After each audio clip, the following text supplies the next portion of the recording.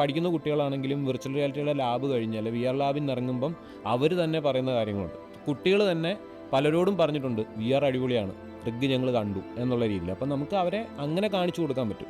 ഭാവിയിൽ എന്താണെങ്കിലും കേരളത്തിലും റിഗ് വരാം എന്നല്ല, വരും, ഉറപ്പായിട്ടും വരും. നമ്മൾ എറണാകുളത്ത് താമസിക്കുന്നവർ നേരെ ബൈക്ക് എടുത്ത് കൊല്ലത്ത് പോകുന്നു, റിഗിൽ കയറി ജോലി ചെയ്യുന്നു, വൈകുന്നേരം വീട്ടിൽ വരുന്നു. സിമ്പിളായിട്ട് ഒറ്റ വേർഡിൽ ചോദിച്ചു കഴിഞ്ഞാൽ നമ്മുടെ നാട്ടിലൊരു കിണർ കുഴിക്കുന്ന പരിപാടിയാണ് ഓയിൽ ആൻഡ് ഗ്യാസ് ഡ്രില്ലിങ്ങിൽ നമ്മൾ പഠിപ്പിക്കുന്നത്. പല തരത്തിലുള്ള ടോക്സിക് ഗ്യാസുകളും കാണും, ഫ്ലെയിമബിൾ ഗ്യാസസ് കാണും.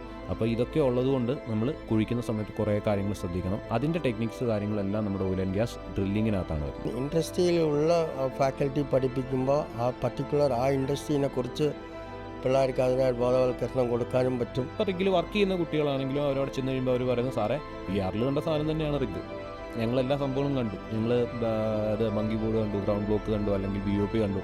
ഈ എക്യുപ്മെൻറ്റ്സ് എല്ലാം അവരെ നമുക്ക് പോയി ലൈവായിട്ട് കാണുന്ന രീതിയിൽ തന്നെ നമുക്ക് VR കൊടുക്കാൻ പറ്റും. നമ്മൾ ഓയിൽ ആൻഡ് ഗ്യാസ് ഡ്രില്ലിംഗ് എന്ന് പറയുന്ന ഒരു കോഴ്സ് ഭയങ്കര ട്രെൻഡിങ് ആയിട്ട് നിൽക്കുകയാണ്. അതായത് എന്തൊരു കോഴ്സ് പഠിച്ചു എന്ന് പറഞ്ഞാലും, എന്തൊക്കെ ഡിഗ്രി ഉണ്ട്, ഡിപ്ലോമ ഉണ്ടെന്ന് പറഞ്ഞാലും, പിന്നീട് ഒരു ഡിപ്ലോമ എടുക്കുമ്പോൾ ഓയിൽ ആൻഡ് ഗ്യാസ് ഡ്രില്ലിംഗ് പോലൊരു കോഴ്സ് എടുത്ത് പഠിക്കാനാണ് ഒട്ടുമിക്ക ആൾക്കാരും ചൂസ് ചെയ്യുന്നത്. ആ ഒരു ഓപ്ഷൻ ആയിരിക്കും. അപ്പോൾ ഇത്രത്തോളം ഈ ഒരു ഓയിൽ ആൻഡ് ഗ്യാസ് ഡ്രില്ലിംഗ് പോലൊരു കോഴ്സ് ഫെമിലിയർ ആവാനുള്ള ഒരു റീസൺ എന്താണെന്നൊന്ന് പറയാമോ? അതിൽ മെയിനായിട്ടുള്ളൊരു ഫാക്ടർ എന്ന് പറഞ്ഞു കഴിഞ്ഞാൽ, ഓയിൽ ആൻഡ് ഗ്യാസ് ഡ്രില്ലിംഗ് പോലൊരു കോഴ്സ് അല്ലെങ്കിൽ 6 മന്ത് ഡിപ്ലോമ ഒരു കോഴ്സ് ഒരു സ്റ്റുഡൻറ്റ് ചെയ്യുന്ന സമയത്ത് അവരുടെ മെയിൻ എയിം എന്താണെന്ന് വെച്ച് കഴിഞ്ഞാൽ, വളരെ ചുരുങ്ങിയ ഒരു ടൈമിൽ അല്ലെങ്കിൽ 6 മന്ത് കൊണ്ട് അവർക്ക് ജോബ് ഓറിയൻറ്റഡ് ആയിട്ടുള്ളൊരു കോഴ്സ് വേണം. ഇപ്പോൾ എക്സാമ്പിൾ, ഒരു സ്റ്റുഡൻറ്റ് ഡിഗ്രി പഠിക്കുന്നു. ആ ഡിഗ്രി പഠിച്ചു കഴിഞ്ഞാൽ ആ ഡിഗ്രി പഠിച്ച ആ ഒരു ക്വാളിഫിക്കേഷൻ വെച്ച് മാത്രം അവനൊരു ജോബ് കിട്ടില്ല. ആ ഒരു ടൈമിലായിരിക്കും അവനൊരു 6 മന്ത് കോഴ്സിൻ്റെ കാര്യങ്ങൾ അന്വേഷിക്കുന്നത്. അപ്പോൾ ഓയിൽ ആൻഡ് ഗ്യാസ് ഡ്രില്ലിങ്ങിനകത്ത് അവർ കൂടുതലും ഫോക്കസ് ചെയ്യുന്ന മറ്റൊരു കാര്യം എന്ന് പറഞ്ഞു കഴിഞ്ഞാൽ അവരുടെ ജോബ് റൊട്ടേഷൻ തന്നെ ആയിരിക്കും. അപ്പോൾ ഈ 56 ദിവസം 28 ദിവസം ലീവ്, അല്ലെന്നുണ്ടെങ്കിൽ 28 റൊട്ടേഷൻ, ഈ ഒരു റൊട്ടേഷൻ പാറ്റേൺ കാര്യങ്ങളൊക്കെ ഉള്ളപ്പോൾ ആ കുട്ടികൾ കൂടുതലും ഈ ഓയിൽ ആൻഡ് ഗ്യാസ് ഡ്രില്ലിംഗ് പോലുള്ള കോഴ്സസ് ചൂസ് ചെയ്യും. എനിക്കൊന്ന് മെയിനായിട്ടും ആ ഒരു റീസൺ ആണെന്ന് തോന്നുന്നില്ല ഈ ഒരു മേഖല ചൂസ് ചെയ്യാനുള്ള മെയിൻ. അതെ, കൂടുതലും കുട്ടികൾ, ഇപ്പോൾ എൻ്റെ ഇൻസ്റ്റിറ്റ്യൂഷനിൽ പഠിക്കുന്ന കുട്ടികളിൽ പലരും നമ്മളോട് ആദ്യമേ ഇൻക്വയറിയുടെ സമയത്ത് വരെ അവർ വിളിച്ചു ചോദിക്കുന്നത്, സാർ റിഗിൽ ഈ 56 ദിവസം കൂടിയിരിക്കുമ്പോൾ 28 ദിവസം നാട്ടിൽ വരാൻ പറ്റുമല്ലോ? അപ്പോൾ ആ ഒരു പ്ലസ് പോയിന്റ് ഞങ്ങൾ വർക്ക് ചെയ്ത ആൾക്കാർക്കും നമുക്കറിയാവുന്നൊരു കാര്യമാണ്. ഈ പറഞ്ഞ പോലെ 56 ദിവസം നമ്മൾ ജോലി ചെയ്ത് കഴിയുമ്പോൾ 28 ദിവസം നമുക്ക് നാട്ടിൽ വരാൻ പറ്റും. അപ്പോൾ അതൊരു അഡ്വാൻറ്റേജ് ആണ്. അതുപോലെ തന്നെ സാലറിയുടെ കാര്യത്തിലാണെന്നുണ്ടെങ്കിലും നമുക്ക് ആസ് എ ഫ്രഷർ നമ്മൾ കയറുന്ന ടൈമിൽ, അല്ലെങ്കിൽ ഒരു റെസ്റ്റ് അബൌട്ട് ഫ്ലോർമാൻ ആ ഒരു കാറ്റഗറിയിൽ കയറുമ്പോൾ തന്നെ നമുക്ക് ഭേദപ്പെട്ട ഒരു സാലറി എന്ന് വേണമെങ്കിൽ പറയാം. അല്ലാതെ ഹൈലി പെയ്ഡ് എന്നല്ല പറയുന്നത്. അവരുടെ പ്രൊമോഷൻ ഗ്രാജുവലി ഇൻക്രീസ് ആയി വരുന്ന സമയത്ത്, അല്ലെങ്കിൽ ഒരു അസിസ്റ്റൻറ്റ് ഡ്രില്ലർ ആ കാറ്റഗറിയിലൊക്കെ എത്തുന്ന സമയത്ത് അവരുടെ ലൈഫ് സെറ്റാവും. അല്ലെന്നുണ്ടെങ്കിൽ അവർക്കൊരു പ്രോപ്പറായിട്ടുള്ള ഒരു സാലറി, അല്ലെന്നുണ്ടെങ്കിൽ അവർക്ക് ഈ ഒരു 35 റൊട്ടേഷൻ ആയിരുന്നു എൻ്റെ റിഗിൽ. അപ്പോൾ 35 ഡേയ്സിൽ നമ്മൾ വർക്ക് ചെയ്യുന്നു, 35 ഡേയ്സ് നമ്മൾ വെക്കേഷൻ വരുന്നു. ആ വെക്കേഷൻ ടൈമിലും നമുക്ക് ഫുൾ സാലറി കിട്ടുന്നുണ്ട്. അപ്പോൾ ആ ഒരു രീതിയിൽ കുട്ടികൾ നോക്കുമ്പോൾ ഏറ്റവും ബെറ്റർ ആയിട്ട് അവർക്ക് തോന്നുന്നത്, ഇപ്പോൾ എക്സാമ്പിൾ ബാക്കിയുള്ള കോഴ്സുകളിൽ അവർ ചൂസ് ചെയ്ത് കഴിഞ്ഞാൽ അവർക്ക് ഈ പറഞ്ഞു ഇയർലി ആയിരിക്കും ലീവ് വരുന്നത്. ചിലപ്പോൾ ഒരു വർഷത്തിൽ 45 ദിവസമായിരിക്കും അവർക്ക് നാട്ടിൽ വരാൻ പറ്റുന്നത്. ഇതാകുമ്പോൾ ഫാമിലിയുടെ കൂടെയുള്ള ടൈം സ്പെൻഡ് ചെയ്യാം. ഇപ്പോൾ ആഫ്റ്റർ മാരേജ് ആണെന്നുണ്ടെങ്കിലും കുട്ടികളാണെങ്കിലും അവരുടെ ഗ്രോത്ത് കാര്യങ്ങൾ കണ്ട് നമുക്ക് ആ ഒരു ഗൾഫുകാരൻ എന്നുള്ളൊരു പേര് അവിടെ വരുന്നില്ല. ഇപ്പോൾ ഞാനൊക്കെ വർക്ക് ചെയ്യുന്ന സമയത്ത് ഞാൻ വെക്കേഷൻ വരുമ്പോൾ പലരും ചോദിച്ചിട്ടുണ്ട്, ജോലി പോയിട്ട് വന്നാണോ? അപ്പോൾ ആദ്യത്തെ ടൈമിൽ ആൾക്കാർക്ക് അറിയില്ല. അപ്പോൾ നമ്മൾ അവർക്ക് പറഞ്ഞു മനസ്സിലാക്കും, ഈ 56 ദിവസമാണ് നമുക്ക് ജോലി, 28 ഡേയ്സ് നമുക്ക് ലീവ് ഉണ്ട്. അതെങ്ങനെ, ഈ ഓഫ് ഷോറിലാണോ ഓൺ ഷോറിലാണോ ഈ വരുന്ന അതിന് ഡിഫറൻസ് ഉണ്ടോ? അതിൽ നമുക്ക് ശരിക്കും പറഞ്ഞാൽ ഓൺഷോർ അല്ലെന്നുണ്ടെങ്കിൽ ലാൻഡ് റിഗുകളിൽ നമുക്ക് കൂടുതലും വരുന്ന റൊട്ടേഷൻ 56-28 എന്നുള്ള 56 ദിവസം ജോലിയും 28 ദിവസം ലീവാണ് വരുന്നത്. ഓഫ് ഷോറിൽ കൂടുതലും 28 റൊട്ടേഷൻ ആയിരിക്കും. പിന്നെ ചില കമ്പനികളിൽ റൊട്ടേഷൻ വേറൊരു രീതിയിൽ 6 മന്ത് 1 മന്ത് ലീവ് വരുന്നുണ്ട്. അത് ഡ്രില്ലിങ്ങിലല്ല, ഈ പറഞ്ഞ NDTQC അങ്ങനെയുള്ള കാറ്റഗറിയിലുള്ള ആൾക്കാർക്ക് 6 മന്ത് 1 മന്ത് റൊട്ടേഷൻ വരുന്നുണ്ട്. ഈവൻ സീനിയർ കാറ്റഗറി ഒക്കെ വന്നു കഴിഞ്ഞാൽ 18 ഡേയ്സ് ജോബ് 18 ഡേയ്സ് ലീവ്, ആ ഒരു രീതിയിലായിരിക്കും. ഇപ്പോൾ സൗദിയിൽ ഞാൻ വർക്ക് ചെയ്യുന്ന സമയത്ത് എൻ്റെ കൂടുള്ള ലോക്കൽ സൗദി ക്രൂവിന് വരുന്ന വെക്കേഷൻ എന്ന് പറഞ്ഞാൽ 15-15 ആണ്. 15 ദിവസം ജോലിയും 15 ദിവസം അവർക്ക് ലീവാണ്. ആ 15 ഡേയ്സ് അവർ പെയ്ഡാണ്, അവർക്ക് സാലറി കിട്ടുന്നുണ്ട്. അതേപോലെ അവർക്ക് വേറൊരു ജോബ് വേണമെന്നുണ്ടെങ്കിൽ ആ 15 ഡേയ്സിലേക്ക് ചെയ്യാം. ഓക്കെ. അപ്പം ഈ ഒരു ഫീൽഡ് അതുകൊണ്ടായിരിക്കും എനിക്ക് തോന്നുന്നു ഒട്ടുമിക്ക ആൾക്കാർ ഇങ്ങനെ പോകുന്നതെന്ന് തോന്നുന്നു അല്ലേ ഫീൽഡിലോട്ട്. ഓക്കെ. അപ്പം ഇൻഡസ്ട്രി എക്സ്പേർട്ടായ രണ്ടുപേരും ഇൻഡസ്ട്രി എക്സ്പേർട്ട് ഫാക്കൽറ്റീസ് ആണ്, എത്രയൊക്കെ വർഷം എക്സ്പീരിയൻസ് ഉള്ള ആൾക്കാരാണ്. അപ്പം ഇങ്ങനെ ഒരു ഫീൽഡിൽ ഇൻഡസ്ട്രി എക്സ്പേർട്ടായ ഒരു ഫാക്കൽറ്റി പഠിപ്പിക്കുമ്പോഴും ആസ് എ ഇൻഡസ്ട്രി എക്സ്പേർട്ട് അല്ലാത്തൊരു നോൺ ഇൻഡസ്ട്രി എക്സ്പേർട്ട് ഫാക്കൽറ്റി പഠിപ്പിക്കുന്ന തമ്മിലുള്ളൊരു ഡിഫറൻസ് എന്താ വരുന്നത്? സോ ഇൻഡസ്ട്രിയിലുള്ള ഫാക്കൽറ്റി പഠിപ്പിക്കുമ്പോൾ ആ ഇൻഡസ്ട്രീനെ കുറിച്ച് പിള്ളേർക്ക് അതിനായി ബോധവൽക്കരണം കൊടുക്കാനും പറ്റും. കാരണം നമുക്ക് ഇപ്പോൾ ഫസ്റ്റ് സ്റ്റാർട്ടിങ് 10th അല്ലാത്ത +2 ITI ഡിപ്ലോമോ. ഇതിൻ്റെ മെയിൻ ക്വാളിഫിക്കേഷൻ വരുന്നത് +2 ആണോ അതോ 10th ഏതാ? നമ്മളിപ്പോൾ എടുക്കുന്നത് +2 ആണ്. അപ്പോൾ 10th ഉള്ള ഒരു കുട്ടിക്ക് പഠിക്കാൻ പറ്റില്ല എന്നാണോ പറയുന്നത് ഈ ഒരു ഫീൽഡ്? പഠിക്കാൻ പറ്റും, ഓക്കെ. പഠിക്കാൻ പറ്റും. ജോലിക്ക് കയറുമ്പോൾ എന്തെങ്കിലും ഡിഫിക്കൽട്ടീസ്? മെയിനായിട്ട് വരുന്ന ഒരു ഡിഫിക്കൽട്ടി എന്താണെന്ന് വെച്ച് കഴിഞ്ഞാൽ ഇപ്പോൾ 10th qualification especially Kerala Tamil Nadu candidates ആണ് നമുക്ക് കൂടുതൽ വരുന്നത്. ഈ കേരള തമിഴ്നാട് ഉള്ള കുട്ടികൾക്ക് ഒരു 10th ക്വാളിഫിക്കേഷനുള്ളൊരു കാൻഡിഡേറ്റ് ആണെന്നുണ്ടെങ്കിലും അവൻ്റെ ഇംഗ്ലീഷ് നോർമലി ഓക്കെ ആയിരിക്കും. അല്ലെങ്കിൽ ലാംഗ്വേജ് സ്കില്ല് ഒരു ആവറേജ് നിൽക്കുന്ന ഒരു സ്റ്റുഡൻ്റ് ആണെന്നുണ്ടെങ്കിലും നമുക്ക് ലാംഗ്വേജ് സ്കില്ലിൻ്റെ ട്രെയിനിങ് കൊടുത്തിട്ടോ അല്ലെന്നുണ്ടെങ്കിൽ ഒരു ഇൻ്റർവ്യൂ എങ്ങനെ ക്രാക്ക് ചെയ്യണം ഈ കാര്യങ്ങൾ പഠിപ്പിച്ചിട്ട് നമുക്ക് അവർക്ക് ഒരു ഇൻ്റർവ്യൂ നമുക്ക് ഒരു മോക്ക് ഇൻ്റർവ്യൂ പോലുള്ള കാര്യങ്ങൾ നടത്തിയിട്ട് അവരുടെ എത്രത്തോളം അവർക്ക് പെർഫോം ചെയ്യാൻ പറ്റും എന്നുള്ള കാര്യങ്ങൾ നോക്കാൻ പറ്റും. അപ്പോൾ 10th ക്വാളിഫിക്കേഷനുള്ള ഒരാൾക്കും സുഖമായി ഈ ഒരു കോഴ്സ് ചെയ്യാം, ജോലിയും കിട്ടാം. പിന്നെ +2 നമ്മൾ പറയുന്നതിനകത്ത് മെയിൻ കാര്യം എന്ന് പറഞ്ഞു കഴിഞ്ഞാൽ 10th കഴിയുന്ന കുട്ടികൾക്ക് ചിലർക്കെങ്കിലും ഒരു ഡൗട്ട് കാണും, എനിക്കൊരു ഇൻ്റർവ്യൂ അറ്റൻഡ് ചെയ്ത് പാസ്സാവാൻ പറ്റുമോ, അല്ലെന്നുണ്ടെങ്കിൽ എൻ്റെ ലാംഗ്വേജിനകത്തൊരു പ്രോബ്ലം. പിന്നെ നോർമലി വരുന്നത് പേരൻസും പറയുന്ന ഒരു കാര്യം എന്ന് പറഞ്ഞാൽ 10th ക്ലാസ് കഴിഞ്ഞിട്ട് നീ ഇപ്പം നേരെ ഇങ്ങനെ പോകണ്ട, ഒരു +2 എങ്കിലും വേണം. പ്രത്യേകിച്ച് കേരളത്തിൽ നമ്മൾ 100% സാക്ഷരത എന്ന് പറയുന്ന പോലെ. അപ്പോൾ ഈ 12 എങ്കിലും പഠിക്കാത്ത കുട്ടികൾക്ക് അവർ അങ്ങനെ ജോയിൻ ചെയ്യുന്നില്ല. പക്ഷേ എൻ്റെ കുട്ടികൾ പലരും 10th കഴിഞ്ഞ ആൾക്കാർ വന്നിട്ടുണ്ട്, പ്ലേസ്മെൻറ്റും ആയിട്ടുണ്ട്. അപ്പോൾ അതിനകത്ത് മെയിനായിട്ട് വരുന്ന ഒരു റീസൺ എന്ന് പറഞ്ഞാൽ അവരുടെ എഡ്യൂക്കേഷൻ മാത്രമല്ല, അവരുടെ ലാംഗ്വേജ് സ്കില്ല്, അവരുടെ ബോഡി ലാംഗ്വേജ്, അല്ലെന്നുണ്ടെങ്കിൽ അവരുടെ വർക്കിനെ കുറിച്ചുള്ള സ്കില്ല്. ഇപ്പോൾ മെക്കാനിക്കൽ സൈഡ് ഒരുപാട് ഇഷ്ടമുള്ള, ഇപ്പോൾ ആൺകുട്ടികളുടെ കാര്യമാണെങ്കിൽ കുഞ്ഞിലൊരു കാറ് കിട്ടിയാൽ തന്നെ അവരതെല്ലാം അഴിച്ച് പീസാക്കി കളിക്കുന്ന ആൾക്കാരാണ്. അപ്പോൾ ആ ഒരു ഫീൽഡുമായിട്ടൊരു ഒരു മെൻ്റലി ഒരു അറ്റാച്ച്മെൻറ്റ് വന്നു കഴിഞ്ഞ് കഴിഞ്ഞാൽ അവർക്ക് ഈ ടെക്നിക്കൽ ലെവൽ കോഴ്സുകൾ ചെയ്യാൻ പറ്റും. ഇപ്പം മാനേജ്മെൻറ്റ് ലെവൽ കോഴ്സസ്, ഇപ്പം എക്സാമ്പിൾ ഹോസ്പിറ്റൽ അഡ്മിനിസ്ട്രേഷൻ, അല്ലെന്നുണ്ടെങ്കിൽ ലോജിസ്റ്റിക്സ്, ഇങ്ങനെയുള്ള കോഴ്സുകൾ ചെയ്യുന്ന കുട്ടികൾക്ക് അത്യാവശ്യം ലാംഗ്വേജ് സ്കില്ല് പ്രോപ്പറായിട്ട് വേണം, അല്ലെന്നുണ്ടെങ്കിൽ കമ്പ്യൂട്ടർ നോളജ് വേണം. പക്ഷേ ഓയിൽ ആൻഡ് ഗ്യാസ് ഇൻഡസ്ട്രിയിൽ പ്രത്യേകിച്ച് ഡ്രില്ലിങ്ങിൽ അവർക്ക് ഈ പറഞ്ഞ കാര്യങ്ങളൊന്നും ആവശ്യമില്ല. ആദ്യത്തെ ഒരു ബിഗിനറായിട്ട് കയറുന്ന ടൈമിൽ, അല്ലെന്നുണ്ടെങ്കിൽ ഒരു റെസ്റ്റ് ബോട്ട് ഫ്ലോർമാൻ, ഡെറിക്മാൻ വരെയൊക്കെയുള്ള കാറ്റഗറി വരെ അവർക്ക് എഡ്യൂക്കേഷൻ ഒരു ബാരിയറായിട്ട് അവിടെ നിൽക്കുന്നില്ല. അത് കഴിയുമ്പോഴോ അത് കഴിഞ്ഞ് ഒരു അസിസ്റ്റന്റ് ഡ്രില്ലർ കാറ്റഗറി ഒക്കെ വരുന്ന സമയത്ത് ഈവൻ ഡെറിക്മാൻ ആണെങ്കിൽ തന്നെ മഡ് മിക്സിങ്ങിന് ചിലപ്പോൾ മഡ് എഞ്ചിനീയർ എന്ന് പറഞ്ഞ ആൾ എഴുതി കൊടുക്കും, ഇന്ന കെമിക്കൽസ് ഇത്ര ബാഗ് മിക്സ് ചെയ്യണം. അപ്പോൾ ഈ കെമിക്കൽസിന്റെ പേര് വായിക്കാനെങ്കിലും ഉള്ള നോളജ്, അതാണ് നമ്മൾ പറയുന്നത് ബേസിക് ഇംഗ്ലീഷ് ആണ് നമ്മൾ പറയുന്നത്. അത് വായിക്കാൻ കഴിവുള്ള ഒരു കാൻഡിഡേറ്റ് ആണെന്നുണ്ടെങ്കിൽ, അല്ലെന്നുണ്ടെങ്കിൽ അത് എവിടെയാണ് വെച്ചിരിക്കുന്നത്, അതിന്റെ യൂസ് എന്താണ്, ഇതറിയാവുന്ന ഒരാൾക്ക് സുഖമായിട്ട് ഡെറിക്മാനായിട്ട് വർക്ക് ചെയ്യാം. ബട്ട് അസിസ്റ്റന്റ് ഡ്രില്ലർ വരെയുള്ള category, assistant driller, night pusher, tool pusher, ഈ കാറ്റഗറിയിലേക്ക് പോകുമ്പോൾ അവർക്ക് മെയിനായിട്ട് വേണ്ടതെന്ന് പറഞ്ഞു കഴിഞ്ഞാൽ IADC, IWCF, ഇങ്ങനെ കുറേ സർട്ടിഫിക്കേഷൻ കോഴ്സസ് ഉണ്ട്. കോഴ്സസ് എന്നല്ല, അത് നമുക്ക് അവിടുന്ന് കിട്ടുന്ന ഒരു ട്രെയിനിങ് ആണ്. ആ ട്രെയിനിങ് അറ്റൻഡ് ചെയ്തിട്ട് ഒരു എക്സാം ഉണ്ട്. അപ്പോൾ എനിക്ക് ഈ ഡിപ്ലോമ പഠിച്ചു കഴിഞ്ഞവർക്കും അത് അറ്റൻഡ് ചെയ്യാം പറ്റും. 10th കഴിഞ്ഞിട്ട് പോവാന്ന് നോക്കിയേ, 10th കഴിഞ്ഞ ഒരാളാണെങ്കിലും ഈ എക്സാം എഴുതാം, കുറച്ച് എക്സ്പീരിയൻസ് ആയി കഴിഞ്ഞാൽ അവരുടെ എക്സ്പീരിയൻസ് അനുസരിച്ച് നമുക്ക് ചെയ്യാൻ പറ്റും. പിന്നെ ചില കമ്പനികൾ ഈ പറഞ്ഞ അസിസ്റ്റന്റ് ഡ്രില്ലർ മുതലുള്ള കാറ്റഗറിക്ക് മിനിമം ഡിഗ്രി അല്ലെങ്കിൽ ഡിപ്ലോമ എന്നുള്ളൊരു ഇത് പറയുന്നുണ്ട്. പക്ഷെങ്കിൽ അവിടെയും അവർക്കുള്ള ഒരു പ്ലസ് പോയിന്റ് എന്ന് പറഞ്ഞു കഴിഞ്ഞാൽ ഈവൻ 10th കംപ്ലീറ്റ് ആയ ഒരു കാൻഡിഡേറ്റ് റിഗിൽ പോയി, ആ റിഗിൽ നിൽക്കുന്ന സമയത്ത് അവന് ഈ 56-28 റൊട്ടേഷൻ ഉണ്ട്. ആ ടൈമിൽ അവന് നാട്ടിൽ വരുന്ന സമയത്ത് ഏതെങ്കിലും ഓപ്പൺ യൂണിവേഴ്സിറ്റിയോ അല്ലെന്നുണ്ടെങ്കിൽ അവന് കറസ്പോണ്ടൻസി ആയിട്ട് പഠിച്ചിട്ടാണെന്നുണ്ടെങ്കിലും +2 അല്ലെങ്കിൽ ഡിഗ്രിയോ അവന് എഴുതിയെടുക്കാം. അത് പഠിക്കാനുള്ള ടൈം അവനോട് കിട്ടുന്നുണ്ട്. അപ്പോൾ അത് പഠിച്ചിട്ട് അവന് വേണമെന്നുണ്ടെങ്കിൽ ഹയർ ക്വാളിഫിക്കേഷൻ. ഇപ്പോൾ എൻ്റെ റിഗിൽ കമ്പനിമാനായിട്ട് വർക്ക് ചെയ്ത ഒരാളുണ്ട്, സാമുവൽ എന്നാണ് പുള്ളിയുടെ പേര്. പുള്ളി റൂം ബോയ് ആയിട്ടാണ് കരിയർ സ്റ്റാർട്ട് ചെയ്യുന്നത്. എന്ന് പറഞ്ഞാൽ നമ്മുടെ റൂമൊക്കെ ക്ലീൻ ചെയ്യുന്ന ആളായിട്ടാണ് സ്റ്റാർട്ട് ചെയ്തത്. പുള്ളി ഇപ്പോൾ ഡോക്ടറാണ്, ഡ്രില്ലിങ്ങിൽ ഡോക്ടറേറ്റ് എടുത്ത ഒരാളാണ്. എൻ്റെ അരാംകോയുടെ കമ്പനിമാനാണ് സാർ. ഒരു ഓൾമോസ്റ്റ് ഒരു 10 ഇയേഴ്സോളം സാർ വർക്ക് ചെയ്തത്. അപ്പോൾ ഒന്ന് ആലോചിച്ചോണം, റൂം ബോയ് ആയിട്ട് നിൽക്കുന്ന സമയത്ത് മിനിമം സെക്കൻഡറി ക്വാളിഫിക്കേഷൻ മാത്രമേ പുള്ളിക്കുള്ളായിരുന്നു. അത് കഴിഞ്ഞ് ഈ പറഞ്ഞ പോലെ roustabout, floorman, derrickman, assistant driller, night pusher, tool pusher, rig manager, ഇത്രയും കാറ്റഗറി വന്നിട്ടാണ് അരാംകോയുടെ ടെസ്റ്റ് എഴുതി അരാംകോ കമ്പനിമാൻ, അരാംകോ ഫോർമാൻ എന്ന് പറഞ്ഞ പൊസിഷൻ എന്ന് പറഞ്ഞാൽ ആ റിഗിൻ്റെ സുപ്രീം പവറാണ്. ആ ഒരു പവറിൽ നിന്നിട്ട് ആ ഡ്യൂട്ടി ടൈമിൽ പുള്ളി ഇരുന്ന് പഠിക്കും. നമ്മൾ പെർമിറ്റൊക്കെ സൈൻ ചെയ്യാൻ ചെല്ലുന്ന സമയത്ത് ഇരുന്ന് പഠിച്ചുകൊണ്ടിരിക്കും. അപ്പോൾ നമ്മൾ എന്താ പഠിക്കുന്നതെന്ന് ചോദിച്ചാൽ ഭയങ്കര ഫ്രണ്ട്ലിയാണ്. അപ്പോൾ പറയും ഞാൻ ഇതുപോലെ ഡോക്ടറേറ്റിൻ്റെ ഇത് പഠിച്ചുകൊണ്ടിരിക്കുകയാണ്. ഇപ്പോൾ ഡോക്ടർ സാമുവൽ എനിക്ക് ഈ റീസെൻ്റ് ആയിട്ടാണ് പുള്ളിക്ക് കിട്ടിയത്. അപ്പോൾ എനിക്ക് മെസ്സേജ് അയച്ചു, Deepu I M become A doctorate holder എന്നൊക്കെ പറഞ്ഞിട്ട് എനിക്ക് മെസ്സേജ് അയച്ചു. അപ്പോൾ അങ്ങനെ വേണമെന്നുണ്ടെങ്കിലും നമുക്ക് കാര്യങ്ങൾ പഠിക്കാൻ പറ്റും, പഠിക്കാൻ താല്പര്യമുള്ളവർക്ക്. ഇല്ല എന്നുണ്ടെങ്കിൽ ഒരു ഡെറിക്മാൻ വരെയുള്ള കാറ്റഗറി വരെ അവർക്ക് വലിയ പ്രശ്നമില്ലാതെ പോകാം. അത് കഴിഞ്ഞ് എക്സാം എഴുതി പാസ്സാവാൻ പറ്റുന്ന ആൾക്കാരാണെന്നുണ്ടെങ്കിൽ പൊസിഷനിലേക്ക് പോകാം. ഇൻഡസ്ട്രി എക്സ്പേർട്ട് ഫാക്കൽറ്റീസും അല്ലെങ്കിൽ നോൺ ഇൻഡസ്ട്രി എക്സ്പേർട്ട് ആയിട്ടുള്ള ഒരു ഫാക്കൽറ്റിയും തമ്മിൽ പഠിപ്പിക്കുന്നതിൻ്റെ ഒരു ഡിഫറൻസ് എന്തായിരിക്കും വരുന്നത്? അത് സ്റ്റുഡൻസിന് ശരിക്കും ഫീൽ ചെയ്യുമോ നമ്മൾ ക്ലാസ് എടുക്കുന്ന സമയത്താണെങ്കിലും? ടെക്നിക്കലായിട്ട് പഠിപ്പിക്കുമ്പോൾ ഫീൽ ചെയ്യും. ഇതിനകത്ത് മെയിൻ ആയിട്ടുള്ളൊരു കാര്യം എന്ന് പറഞ്ഞു കഴിഞ്ഞാൽ എനിക്ക് ഓൺഷോർ എക്സ്പീരിയൻസ് ആണ് കൂടുതൽ, വേണു സാറിന് ഓഫ്ഷോർ എക്സ്പീരിയൻസ് ആണ്. രണ്ടുപേരും രണ്ട് കാറ്റഗറി എന്ന് വെച്ച് കഴിഞ്ഞാൽ സാർ ചീഫ് മെക്കാനിക് ആയിട്ടാണ് വർക്ക് ചെയ്തത്. അപ്പോൾ സാറിന് ഡ്രില്ലിംഗ് സൈഡിൽ എന്തെങ്കിലും ഒരു ഡൗട്ട് ഉണ്ടെന്നുണ്ടെങ്കിൽ സാറിൻ്റെ അടുത്ത് ഓപ്പൺ ആയിട്ട് ചോദിക്കുക. അത് ഞാൻ പലപ്പോഴും പറയുന്നൊരു കാര്യമാണ്. ഏജ് അതൊരു പ്രശ്നമല്ല. ശരിക്കും പറഞ്ഞാൽ എൻ്റെ ഏജിൻ്റെ അത്രയും എക്സ്പീരിയൻസ് ഉണ്ട് സാറിന്. പക്ഷേങ്കിൽ സാറിനൊരു ഡൗട്ട് വരുമ്പോൾ സാർ എന്നോട് ചോദിക്കാറുണ്ട്. അതുപോലെ മെക്കാനിക്കൽ സൈഡിൽ എനിക്കൊരു ഡൗട്ട് വന്നു കഴിഞ്ഞാൽ ഞാൻ എൻ്റെ ഒരു സീനിയർ സ്റ്റാഫ് എന്നുള്ള രീതിയിലാണ് സാറിനൊക്കെ ഞാൻ കാര്യങ്ങൾ ചോദിക്കുന്നത്. അപ്പം ഞങ്ങൾ ഈ രീതിയിൽ ഡിസ്കസ് ചെയ്യുമ്പം ഞങ്ങൾക്ക് കുട്ടികൾക്ക് ഒരു ഡൗട്ട് വന്നാൽ, ഇപ്പോൾ ഒരു കുട്ടിക്ക് ഒരു ഡൗട്ട് വന്നു, എന്നെ കൊണ്ട് പറ്റുന്നതാണെങ്കിൽ ഞാൻ ക്ലിയർ ചെയ്യും, സാറിനെ കൊണ്ട് പറ്റുന്നതാണെങ്കിൽ സാർ ക്ലിയർ ചെയ്യും.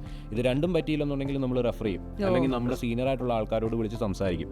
അപ്പോൾ ഇതൊക്കെ നമുക്ക് പറ്റുന്നതെന്ന് പറഞ്ഞു കഴിഞ്ഞാൽ നമുക്ക് ഇൻഡസ്ട്രിയിൽ ഇത്രയും വർഷത്തെ എക്സ്പീരിയൻസ് ഉള്ളതുകൊണ്ടും, അല്ലെന്നുണ്ടെങ്കിൽ നമ്മൾ ഒരു ദിവസമെങ്കിലും റിഗിൽ വർക്ക് ചെയ്തെങ്കിൽ മാത്രമേ ആ റിഗ് എന്താണെന്നുള്ളത്, അല്ലെങ്കിൽ ആ റിഗ് ലൈഫ് എന്താണെന്നുള്ളത് അവർക്ക് മനസ്സിലാകത്തുള്ളൂ. ഇപ്പോൾ എക്സാമ്പിൾ പറയാനാണെങ്കിൽ ഒരു ബ്ലോ ഔട്ട് പ്രിവെൻറ്റർ എന്ന് പറഞ്ഞ എക്യുപ്മെൻ്റ് ഉണ്ട്, BOP എന്ന് പറയും. അത് നോർമലി നമ്മൾ പഠിപ്പിക്കുന്ന സമയത്ത് ബേസിക്കായിട്ട് പഠിപ്പിക്കുന്ന ഒരു സംഭവമാണ്.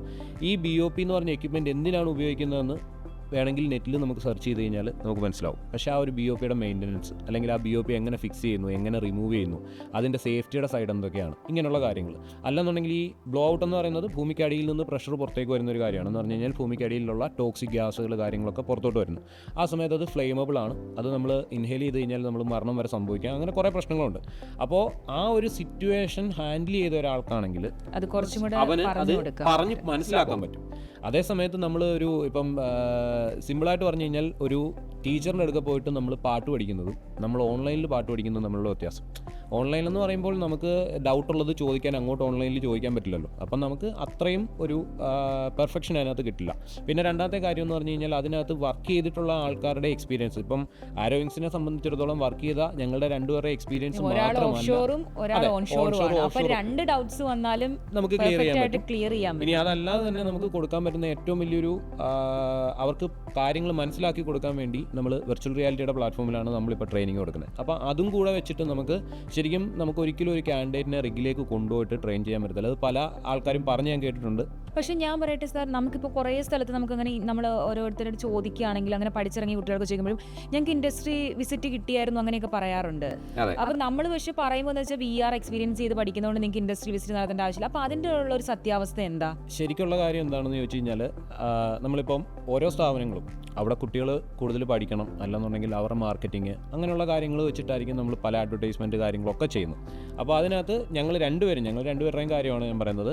നമ്മളിപ്പോൾ ഒരു റിഗ് ട്രെയിനിങ് എന്ന് പറഞ്ഞ സംഭവം, അല്ലെങ്കിൽ ഒരു ഡയറക്റ്റ് ഒരു കുട്ടിയെ ഒരു റിഗിൽ കൊണ്ടുപോയിട്ട് ട്രെയിനിങ് കൊടുക്കാമെന്ന് ഞങ്ങൾ രണ്ടുപേരും ഒരിക്കലും പറയാറില്ല. അതിൻ്റെ കാരണം എന്താണെന്ന് ചോദിച്ചു കഴിഞ്ഞാൽ ഇപ്പോൾ ചോദിച്ച ചോദ്യം പോലെ ഇൻഡസ്ട്രിയിൽ വർക്ക് ചെയ്ത ആൾക്കാരും വർക്ക് ചെയ്യാത്ത ആൾക്കാരും തമ്മിലുള്ള വ്യത്യാസം എന്ന് പറഞ്ഞാൽ, ഇപ്പോൾ എക്സാമ്പിൾ ഒരു കാൻഡിഡേറ്റിനെ നമ്മൾ റിഗിൽ കൊണ്ടുവന്ന് കയറ്റുവാണെങ്കിൽ അവൻ ആദ്യം ചെന്ന് കയറുന്നത് സെക്യൂരിറ്റി ഗേറ്റിലേക്കാണ്. ഈ സെക്യൂരിറ്റി ഗേറ്റിൽ നിന്ന് ആ സെക്യൂരിറ്റി ഇയാളെ റിഗിനുള്ളിലേക്ക് വിടണമെന്നുണ്ടെങ്കിൽ അയാൾക്ക് മിനിമം വേണ്ടത് H2S ട്രെയിനിങ്ങിൻ്റെ ഒരു കാർഡുണ്ട്. അത് ട്രെയിനിങ് അറ്റൻഡ് ചെയ്യാതെ കിട്ടില്ല. അപ്പോൾ ആ ഒരു കാർഡ് ഉണ്ടെങ്കിൽ മാത്രമേ നമുക്കൊരു ആളെ റിഗിനകത്തേക്ക് കയറ്റാൻ പറ്റൂ. ഒരാൾക്ക് അത് പോകാനും പറ്റുള്ളൂ. അപ്പോൾ ഈ സ്റ്റുഡൻസ് ഈ പറയുന്ന പോലെ ഇവിടെ ട്രെയിൻ ചെയ്യുന്നല്ലേ പഠിച്ചിറങ്ങുന്ന ഒരു കുട്ടിക്ക് അവിടെ കയറാന്ന് പറയുന്നത് പോസിബിൾ അല്ല. ഇപ്പോൾ ഞാൻ പറഞ്ഞല്ലോ, ഞങ്ങളുടെ റിഗിലെ ഏറ്റവും സുപ്രീം പവർ ആണെന്ന് പറഞ്ഞു ഈ സാമുവൽ എന്ന് പറഞ്ഞ സാറിൻ്റെ കാര്യം പറഞ്ഞു. സാറിൻ്റെ H2S സർട്ടിഫിക്കറ്റ് എക്സ്പയർഡ് ആയ സർട്ടിഫിക്കറ്റ് സെക്യൂരിറ്റി ഗേറ്റിൽ കൊടുത്തിട്ട് സെക്യൂരിറ്റി പറഞ്ഞ് കയറാൻ പറ്റില്ല എന്ന് പറഞ്ഞു. അത് വലിയ ഇഷ്യൂ ആയി. പക്ഷേ എന്നുണ്ടെങ്കിൽ ആ സെക്യൂരിറ്റിയെ പുള്ളി അപ്രിഷ്യേറ്റ് ചെയ്യുകയാണ് ചെയ്തത്. കാരണം എൻ്റെ സർട്ടിഫിക്കറ്റ് തീർന്നു. ഡ്രൈവിംഗ് ലൈസൻസ് ഇല്ലാത്ത ഒരാൾ വണ്ടി ഓടിക്കുന്നു എന്ന് പറയുന്ന പോലെയാണ് H2S സർട്ടിഫിക്കറ്റ് ഇല്ലാത്ത ഒരാളെ റിഗിലേക്ക് കയറ്റുന്നത്. ഇപ്പോൾ എക്സാമ്പിൾ, ഞാൻ H2S എന്താണെന്ന് പോലും അറിയാത്ത ഒരാളെ റിഗിലേക്ക് കൊണ്ടുവരുന്നു. ഇപ്പോൾ ഫ്രഷറായിട്ടുള്ള ഒരാൾക്ക് അതിനെക്കുറിച്ച് പ്രോപ്പറായിട്ട് ഐഡിയ കാണില്ല. അവരെ ഞാൻ റിഗിലേക്ക് കയറ്റിയ സമയത്ത് അവിടെ H2S വന്നു. H2S വന്നു കഴിഞ്ഞാൽ അവിടെയുള്ള ക്രൂവിന് എന്താണ് ചെയ്യേണ്ടതെന്നുള്ളത് പ്രോപ്പറായിട്ടൊരു ഐഡിയ ഉണ്ട്. അവരത് ചെയ്യും. ഇപ്പം എക്സാമ്പിൾ പറയാം, ഞാൻ കുട്ടികളോട് എപ്പോഴും പറയുന്നതാണ്, പത്മശ്രീ സരോജ് കുമാർ എന്ന് പറഞ്ഞൊരു സിനിമയാണ്. ആ സിനിമയ്ക്കകത്ത് നമ്മളുടെ എല്ലാ പട്ടാളക്കാരും ഒരു സൈഡിലേക്ക് മാർച്ച് ചെയ്ത് പോകുമ്പോൾ നമ്മുടെ ശ്രീനിവാസൻ മാത്രം ഒരു സൈഡിലേക്ക് പോകും. പുള്ളിക്ക് ഹിന്ദി അറിയില്ല. ആകെ പീച്ചെന്ന് പറഞ്ഞാൽ പോലും അറിയാത്ത ഒരാളാണ് കേണലാവാൻ വേണ്ടി പോകുന്നത് എന്ന് പറഞ്ഞ പോലെ റിഗിലുള്ള എല്ലാ ആൾക്കാരും ഒരു മാസ്റ്റർ പോയിന്റിലേക്ക് പോകും. അപ്പോൾ ഈ പറഞ്ഞ റിഗിനെ കുറിച്ച് അറിയാത്ത ഒരാളെന്ത് പറ്റും, അവൻ എന്താ ചെയ്യേണ്ടതെന്നുള്ളത് ഡൗട്ട് അടിച്ചിരിക്കും. ഇനി ബാക്കി എല്ലാവരുടെയും പുറകെ, ഇപ്പം ഒരാട് പോകുമ്പോൾ ബാക്കി ആടുകൾ കൂടെ പോകുമെന്ന് പറഞ്ഞിട്ട് നമുക്ക് വേണേൽ പുറകെ പോയി കഴിഞ്ഞാലും ബാക്കിയുള്ള ആൾക്കാർ എന്താ ചെയ്യുന്നതെന്നുള്ളത് നോക്കി മനസ്സിലാക്കാൻ പറ്റണം എന്നില്ല. ആ സമയം കൊണ്ട് ഡെഡ് ആയിട്ടുണ്ടാവും. ആ സമയം കൊണ്ട് ചിലപ്പോൾ എന്ന് പറഞ്ഞു കഴിഞ്ഞാൽ ഇപ്പം അത് പലരുടെയും തെറ്റിദ്ധാരണയാണ്. റിഗിലെ എല്ലാ ദിവസവും H2S വരാറില്ല. നമുക്ക് വീക്ക്ലി H2S ഡ്രില്ലുണ്ട്. അത് മോക്ക് ഡ്രില്ലാണ്. ഈ മോക്ക് ഡ്രിൽ എന്ന് പറഞ്ഞാൽ ഇപ്പം ഈ അടുത്തിടയ്ക്ക് നമ്മുടെ ഭീകരവാദവും പ്രശ്നങ്ങളൊക്കെ ആയപ്പോഴത്തേക്ക് നമ്മുടെ ഇവിടെ ഫുള്ള് കംപ്ലീറ്റ് ബ്ലാക്ക് ഔട്ട് ആയിരുന്നു. അപ്പോൾ ഈ ബ്ലാക്ക് ഔട്ട് എന്താണെന്ന് പലരും എന്നോട് ചോദിച്ചു. ഈവൻ എൻ്റെ വീട്ടിലുള്ളവർ ചോദിച്ചു എന്താണ് ഈ ബ്ലാക്ക് ഔട്ട്, നാളെ തൊട്ട് കറണ്ട് കാണത്തില്ല എന്നൊക്കെ ചോദിച്ചു. പക്ഷേ ഞങ്ങളുടെ സ്റ്റുഡൻസിന് അതെന്താണെന്ന് കറക്റ്റായിട്ട് അറിയാം. കാരണം എന്താണെന്ന് വെച്ചാൽ ബ്ലാക്ക് ഔട്ടിനെ കുറിച്ച് ഞങ്ങൾക്കൊരു ടോപ്പിക്ക് സെപ്പറേറ്റ് ഉണ്ട്, കൊടുക്കുന്നു. എന്താണ് ബ്ലാക്ക് ഔട്ട്. അപ്പോൾ നമ്മൾ എന്താ ചെയ്യുന്നത്, മാക്സിമം അവർക്ക് അവയർനെസ് കൊടുക്കുക, മാക്സിമം അവർക്ക് ട്രെയിനിങ് കൊടുക്കുക, അവരെ വെർച്വൽ റിയാലിറ്റി ത്രൂ നമുക്ക് കാര്യങ്ങൾ കാണിച്ചും കൊടുക്കാം. അല്ലാതെ നമ്മൾ ഇൻഡസ്ട്രിയിൽ എക്സ്പേർട്ട് ആയിട്ടുള്ള, അല്ലെന്നുണ്ടെങ്കിൽ റിഗിൽ വർക്ക് ചെയ്തിട്ടുള്ള ഒരാളാണെങ്കിൽ ഞങ്ങൾ രണ്ടുപേരും ഒരു കാൻഡിഡേറ്റിനെ അല്ലെങ്കിൽ ഒരു സ്റ്റുഡൻറ്റിനെ റിഗിൽ ട്രെയിനിങ്ങിന് ഡയറക്റ്റ് കൊണ്ടുപോയി കഴിഞ്ഞാൽ അവന് ഉറപ്പായിട്ടും അപകടങ്ങളുണ്ടാവും. ഓക്കെ. അപ്പം അങ്ങനെ ഒരു അപകടം ഉണ്ടാകാൻ ഞങ്ങൾ ഒരിക്കലും കാരണമാവരുത്. അതുപോലെ തന്നെ ഞങ്ങൾ പഠിപ്പിക്കുന്ന ഒരു ടോപ്പിക്കിനകത്ത് റിഗ് സേഫ്റ്റി എന്ന് പറഞ്ഞൊരു ടോപ്പിക്കുണ്ട്. ആ റിഗ് സേഫ്റ്റിക്കകത്ത് നമ്മൾ പറയുന്നുണ്ട് H2S കാർഡ് ഇല്ലാതെ കയറരുത്, അല്ലെന്നുണ്ടെങ്കിൽ പ്രോപ്പർ ട്രെയിനിങ് ഇല്ലാതെ വർക്ക് ചെയ്യരുത്, വർക്ക് പെർമിറ്റ് ഇല്ലാതെ വർക്ക് ചെയ്യരുത്, ഐസൊലേഷൻ ഇല്ലാതെ വർക്ക് ചെയ്യരുത്. ഇതൊക്കെ ഞങ്ങൾ പഠിപ്പിച്ചിട്ട് ഞങ്ങൾ തന്നെ ഇതൊന്നും ഇല്ലാതെ പിള്ളേരെ ഇവിടെ കൊണ്ടുവിട്ട് കഴിയുമ്പോൾ പിള്ളേർ തന്നെ ചോദിക്കും, സാറല്ല ഇച്ചിരി മുമ്പ് പറഞ്ഞ് ഇങ്ങനെ വേണമെന്ന്, എന്നിട്ട് ഇപ്പോൾ സാറ് ഇപ്പോൾ തിരിച്ചു പറയും. അപ്പോൾ ഈ രീതിയിൽ നമുക്ക് ഒരിക്കലും ഒരു ട്രെയിനിങ് കൊടുക്കാൻ പറ്റില്ല. പിന്നെ കൊടുക്കുന്ന സ്ഥലങ്ങളുണ്ട്. എനിക്ക് പേഴ്സണലി അറിയാവുന്ന ആൾക്കാരുണ്ട്, ഗുജറാത്തിൽ ബോംബെയിലൊക്കെയുള്ള ചില റിഗുകളിൽ പുറത്തുനിന്നുള്ള ആൾക്കാർക്ക് വിസിറ്റിന് വേണ്ടി ഒരു നല്ലൊരു എമൗണ്ടും ചിലവാകും. അത്രയും സേഫ്റ്റി ഇല്ല. പിന്നെ മറ്റൊരു കാര്യം എന്ന് പറഞ്ഞു കഴിഞ്ഞാൽ ഒരിക്കലും ഇതിനെക്കുറിച്ചൊരു പ്രോപ്പർ ഐഡിയ ഇല്ലാത്ത ഒരാളെ നമ്മൾ റിഗിൽ കൊണ്ടുപോയിട്ട് ഇന്ന എക്യുപ്മെന്റ്സ് ആണെന്ന് കാണിച്ചു കൊടുത്തൊരു കാര്യമില്ല. നമ്മുടെ ഈ 6 month പ്രോഗ്രാമിൽ നമ്മൾ റിഗ് എന്താണെന്ന് പ്രോപ്പറായിട്ട് പഠിപ്പിക്കുന്നുണ്ട്, ഓരോ എക്യുപ്മെന്റ്സ് എന്താണെന്നും അതിന്റെ വർക്കിംഗ് പ്രിൻസിപ്പിൾ കാര്യങ്ങളെല്ലാം പഠിപ്പിക്കുന്നുണ്ട്. പ്ലസ് വെർച്വൽ റിയാലിറ്റിയിൽ നമ്മൾ ട്രെയിനിങ് കൊടുക്കുന്നു. അപ്പോൾ ഈ വെർച്വൽ റിയാലിറ്റി എന്ന് പറയുന്ന ഒരു ഇമ്പോർട്ടന്റ് ഘടകമാണ് അല്ലേ? എന്നെ സംബന്ധിച്ചിടത്തോളം ഞങ്ങൾ നേരത്തെ നമ്മൾ കഴിഞ്ഞ ഒരു 2 വർഷം മുമ്പ് വരെയും നമ്മൾ പഠിപ്പിച്ചുകൊണ്ടിരുന്നെന്ന് പറഞ്ഞു കഴിഞ്ഞാൽ എല്ലാവരും ചെയ്യുന്ന പോലെ കുറേ ഫോട്ടോസ് വീഡിയോസ് വെച്ചിട്ട് പഠിപ്പിക്കാൻ പറ്റുള്ളൂ, നമുക്ക് ഡയറക്റ്റ് കൊണ്ടുപോയി അവരെ കാണിക്കാൻ പറ്റില്ല. അപ്പോൾ നമ്മൾ തന്നെ ആരോവിങ്സിൽ ഞങ്ങൾ എല്ലാവരും കൂടി ഇരുന്ന് ആലോചിച്ചാണ് ഇതിനെ എങ്ങനെ ഓവർകം ചെയ്യാം. അപ്പോൾ ആ ഒരു രീതിയിലാണ് നമ്മൾ കഴിഞ്ഞ വർഷം ഈ പറഞ്ഞ പോലെ കഴിഞ്ഞ 2 വർഷമായിട്ട് നമ്മുടെ പ്രൊജക്റ്റ് ആയിരുന്നു. ഇപ്പം നമുക്ക് പഠിക്കുന്ന കുട്ടികളാണെങ്കിലും വിർച്വൽ റിയാലിറ്റിയുടെ ലാബ് കഴിഞ്ഞാൽ VR ലാബിൽ നിന്ന് ഇറങ്ങുമ്പം അവർ തന്നെ പറയുന്ന കാര്യങ്ങളുണ്ട്. കുട്ടികൾ തന്നെ പലരോടും പറഞ്ഞിട്ടുണ്ട് VR അടിപൊളിയാണ്, റിഗ് ഞങ്ങൾ കണ്ടു എന്നുള്ള രീതിയിൽ. അപ്പം നമുക്ക് അവരെ അങ്ങനെ കാണിച്ചു കൊടുക്കാൻ പറ്റും. അല്ലാതെ നമുക്കൊരിക്കലും ഫേക്ക് പ്രോമിസസ് നമുക്ക് കൊടുത്തിട്ട് നിങ്ങളെ റിഗിൽ കൊണ്ടുപോയി കാണിക്കാമെന്ന് നമുക്ക് പറയാൻ പറ്റില്ല. പക്ഷേ ഇപ്പോൾ റിഗിൽ വർക്ക് ചെയ്യുന്ന കുട്ടികളാണെങ്കിലും അവരോട് ചെന്ന് കഴിയുമ്പോൾ അവർ പറയുന്നത് സാറേ VR കണ്ട സാധനം തന്നെയാണ് റിഗ്, ഞങ്ങളെല്ലാ സംഭവങ്ങളും കണ്ടു, ഞങ്ങൾ അത് മങ്കി ബോർഡ് കണ്ടു, ഗ്രൗണ്ട് ബ്ലോക്ക് കണ്ടു, അല്ലെങ്കിൽ BOP കണ്ടു, ഈ എക്യുപ്മെൻറ്റ്സ് എല്ലാം അവരെ നമുക്ക് പോയി ലൈവായിട്ട് കാണുന്ന രീതിയിൽ തന്നെ നമുക്ക് VR കൊടുക്കാൻ പറ്റും. അല്ലാതെ നമുക്കൊരു ഇൻഡസ്ട്രിയൽ വിസിറ്റ് എന്ന് പറഞ്ഞത് പോസിബിൾ അല്ല. അല്ലെങ്കിൽ ചെയ്യാൻ പറ്റുന്ന കാര്യം എന്ന് പറഞ്ഞാൽ റിഫൈനറികളുടെ മെയിൻ്റനൻസ് ഷട്ട് ഡൗൺ എന്ന് പറയും. ഈ ഷട്ട് ഡൗൺ ഒക്കെ ഉള്ള സമയത്ത് നമുക്ക് കുട്ടികളെ ഷട്ട് ഡൗൺ വർക്കിന് വേണ്ടി വിടാം. ഒരു 3 month 6 month ഒക്കെ വിടാൻ പറ്റും. പക്ഷേ റിഫൈനറി ഒരിക്കലും റിഗ് ആവത്തില്ല, റിഗ് ഒരിക്കലും റിഫൈനറി ആവത്തില്ല. ഇത് രണ്ടും തമ്മിൽ ഒരുപാട് വ്യത്യാസങ്ങളുണ്ട്. അതെന്താ വ്യത്യാസം വരുന്നത് മെയിനായിട്ട്? വ്യത്യാസം എന്ന് പറഞ്ഞു കഴിഞ്ഞാൽ റിഗ് എന്ന് പറയുന്നത് ശരിക്കും യൂസ് ചെയ്യുന്നത് ഓൺഷോർ ആണെങ്കിലും ഓഫ് ഷോർ ആണെന്നുണ്ടെങ്കിലും ക്രൂഡ് ഓയിൽ എവിടെ ഉണ്ടോ അവിടം വരെ കുഴിച്ച്, ആ ക്രൂഡ് ഓയിലുള്ള സ്ഥലം വരെ കുഴിച്ച് പോയിട്ട് അവിടുന്ന് ക്രൂഡ് ഓയിൽ എടുക്കാൻ വേണ്ടിയാണ് നമ്മൾ റിഗുകൾ യൂസ് ചെയ്യുന്നത്. റിഫൈനറി എന്ന് പറഞ്ഞു കഴിഞ്ഞാൽ ഈ എടുക്കുന്ന ക്രൂഡ് ഓയിലിനെ പ്രോസസ്സ് ചെയ്ത് അല്ലെന്നുണ്ടെങ്കിൽ അതിൻ്റെ ബൈ പ്രോഡക്ട്സുകൾ എടുക്കാൻ വേണ്ടിയാണ് നമ്മുടെ റിഫൈനറീസ് വർക്ക് ചെയ്യുന്നത്. അപ്പോൾ ഈ ക്രൂഡ് ഓയിൽ എന്ന് പറഞ്ഞ സംഭവം എടുക്കണമെന്നുണ്ടെങ്കിൽ നമുക്ക് റിഗ് വേണം, ഒന്നെങ്കിൽ ഓൺഷോർ അല്ലെങ്കിൽ ഓഫ് ഷോർ.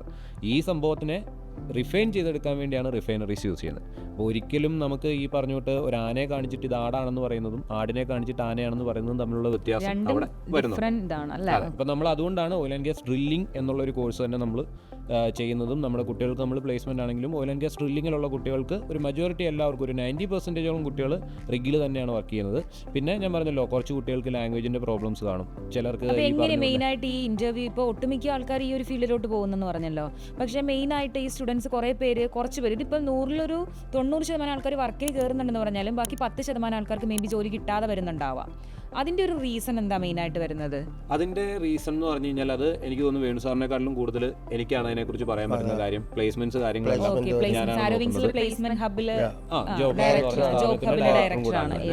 അപ്പോൾ അതിനകത്ത് കുട്ടികൾ എനിക്കിപ്പം നമ്മൾ കാര്യങ്ങൾ പറയുമ്പോൾ എനിക്കൊരു 100% പ്ലേസ്മെൻറ്റ് നമ്മൾ ആരോഗ്യത്തിലുള്ള കുട്ടികൾക്ക് ചെയ്യുന്നു, അല്ലെന്നുണ്ടെങ്കിൽ 90% ചെയ്യുന്നു എന്നുള്ള രീതിയിൽ നമുക്കൊരിക്കലും അവകാശപ്പെടാൻ പറ്റില്ല.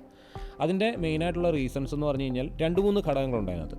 ഒന്നെന്ന് പറഞ്ഞു കഴിഞ്ഞാൽ ഇപ്പോൾ എനിക്ക് ഇംഗ്ലീഷ് സംസാരിക്കാൻ പ്രോപ്പറായിട്ട് അറിയില്ല എന്ന് പറയുന്നത് ഞാനൊരു മലയാളിയാണ്, അതാണ് ഏറ്റവും വലിയ പ്രശ്നം. ഓക്കെ, അപ്പം നമ്മൾ മലയാളിയാണ്, നമ്മുടെ കൂടെയുള്ള ആൾക്കാർ ഇംഗ്ലീഷിൽ സംസാരിക്കുന്ന സമയത്ത് ഗ്രാമറിൻ്റെ ഒരു മിസ്റ്റേക്ക് നമുക്ക് ഉണ്ടാവും. അത് എനിക്കും കാണും, വേണു സാറിനും കാണും. കാരണം എന്താണെന്ന് വെച്ചാൽ ഞങ്ങൾ റിഗിൽ വർക്ക് ചെയ്യുന്ന സമയത്ത് പല നാഷണാലിറ്റിയിലുള്ള ആൾക്കാരുമാണ്. അതിനകത്ത് നേപ്പാളിയുണ്ട്, ബംഗാളിയുണ്ട്, പാകിസ്ഥാനിയുണ്ട്, ഫിലിപ്പീനിയുണ്ട്, പിന്നെ ഫോറിൻ കൺട്രീസിലുള്ള ആൾക്കാരുണ്ട്. അപ്പോൾ ഇവരുടെ ഇടയ്ക്കിലൊക്കെ സംസാരിക്കുമ്പോൾ നമുക്ക് ശരിക്കും കുറച്ച് ഇംഗ്ലീഷ് അറിയാമെങ്കിലും നമ്മൾ റിഗിൽ വർക്ക് ചെയ്യുന്ന സമയത്ത് നമ്മുടെ ഗ്രാമർ എന്ന് പറഞ്ഞ സംഭവം നമുക്ക് നഷ്ടപ്പെട്ടുകൊണ്ടേയിരിക്കും. കമ്മ്യൂണിക്കേഷൻ എന്ന് പറഞ്ഞ സാധനം നമുക്ക് കൂടിക്കൊണ്ടേയിരിക്കും.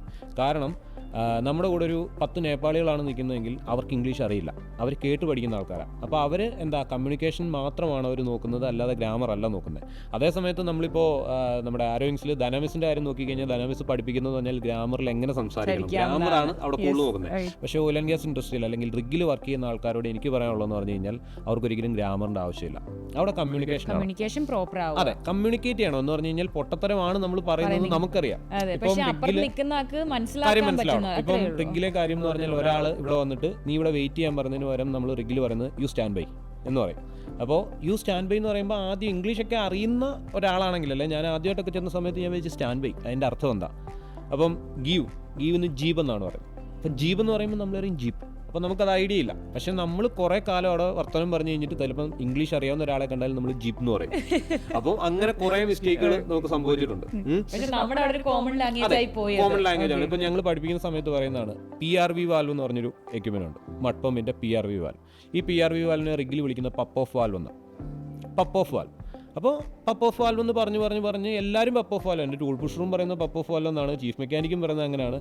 പക്ഷേ അതിൻ്റെ ശരിക്കുള്ള പേര് PRV വാൽവ് എന്നാണ്. പക്ഷെ റിഗിൽ വർക്ക് ചെയ്യുന്ന ഒരാൾ പപ്പ് ഓഫ് വാൽവ് എന്ന് പറഞ്ഞാൽ ബാക്കിയുള്ളവർക്ക് മനസ്സിലാവും. അപ്പോൾ അത് ഞാൻ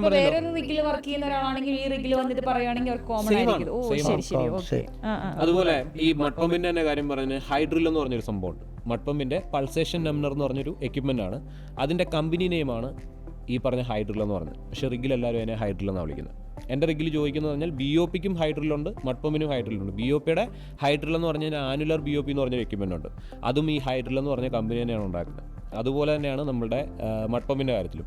അപ്പോൾ ഹൈഡ്രിൽ എന്ന് പറയുന്നത് ശരിക്കും അതിന്റെ പേരല്ല, പക്ഷെങ്കിൽ അതിന്റെ പേര് പൾസേഷൻ ഡംനർ എന്നാണ്. പക്ഷെങ്കിൽ നമ്മൾ അതിനെ ഹൈഡ്രിൽ എന്നാണ് വിളിക്കുന്നത്. ഇപ്പൊ എക്സാമ്പിൾ, നമ്മൾ പണ്ട് കാലത്ത് ഉജാല വാങ്ങിക്കുമായിരുന്നു. എല്ലാരും കടയിൽ ചെന്നിട്ട് ഉജാല വാങ്ങിക്കുന്നു. അതിന്റെ പേര് ഉജാല എന്നാണോ? അല്ല, ശരിക്കും അതിന്റെ ബ്രാൻഡ് നെയിം ആണ് ഉജാല. നീലം എന്നാണ് അതിന്റെ പേര്. നമ്മൾ ആരെങ്കിലും കടയിൽ ചെന്നിട്ട് ഒരു നീലം തരാൻ പറയുമോ?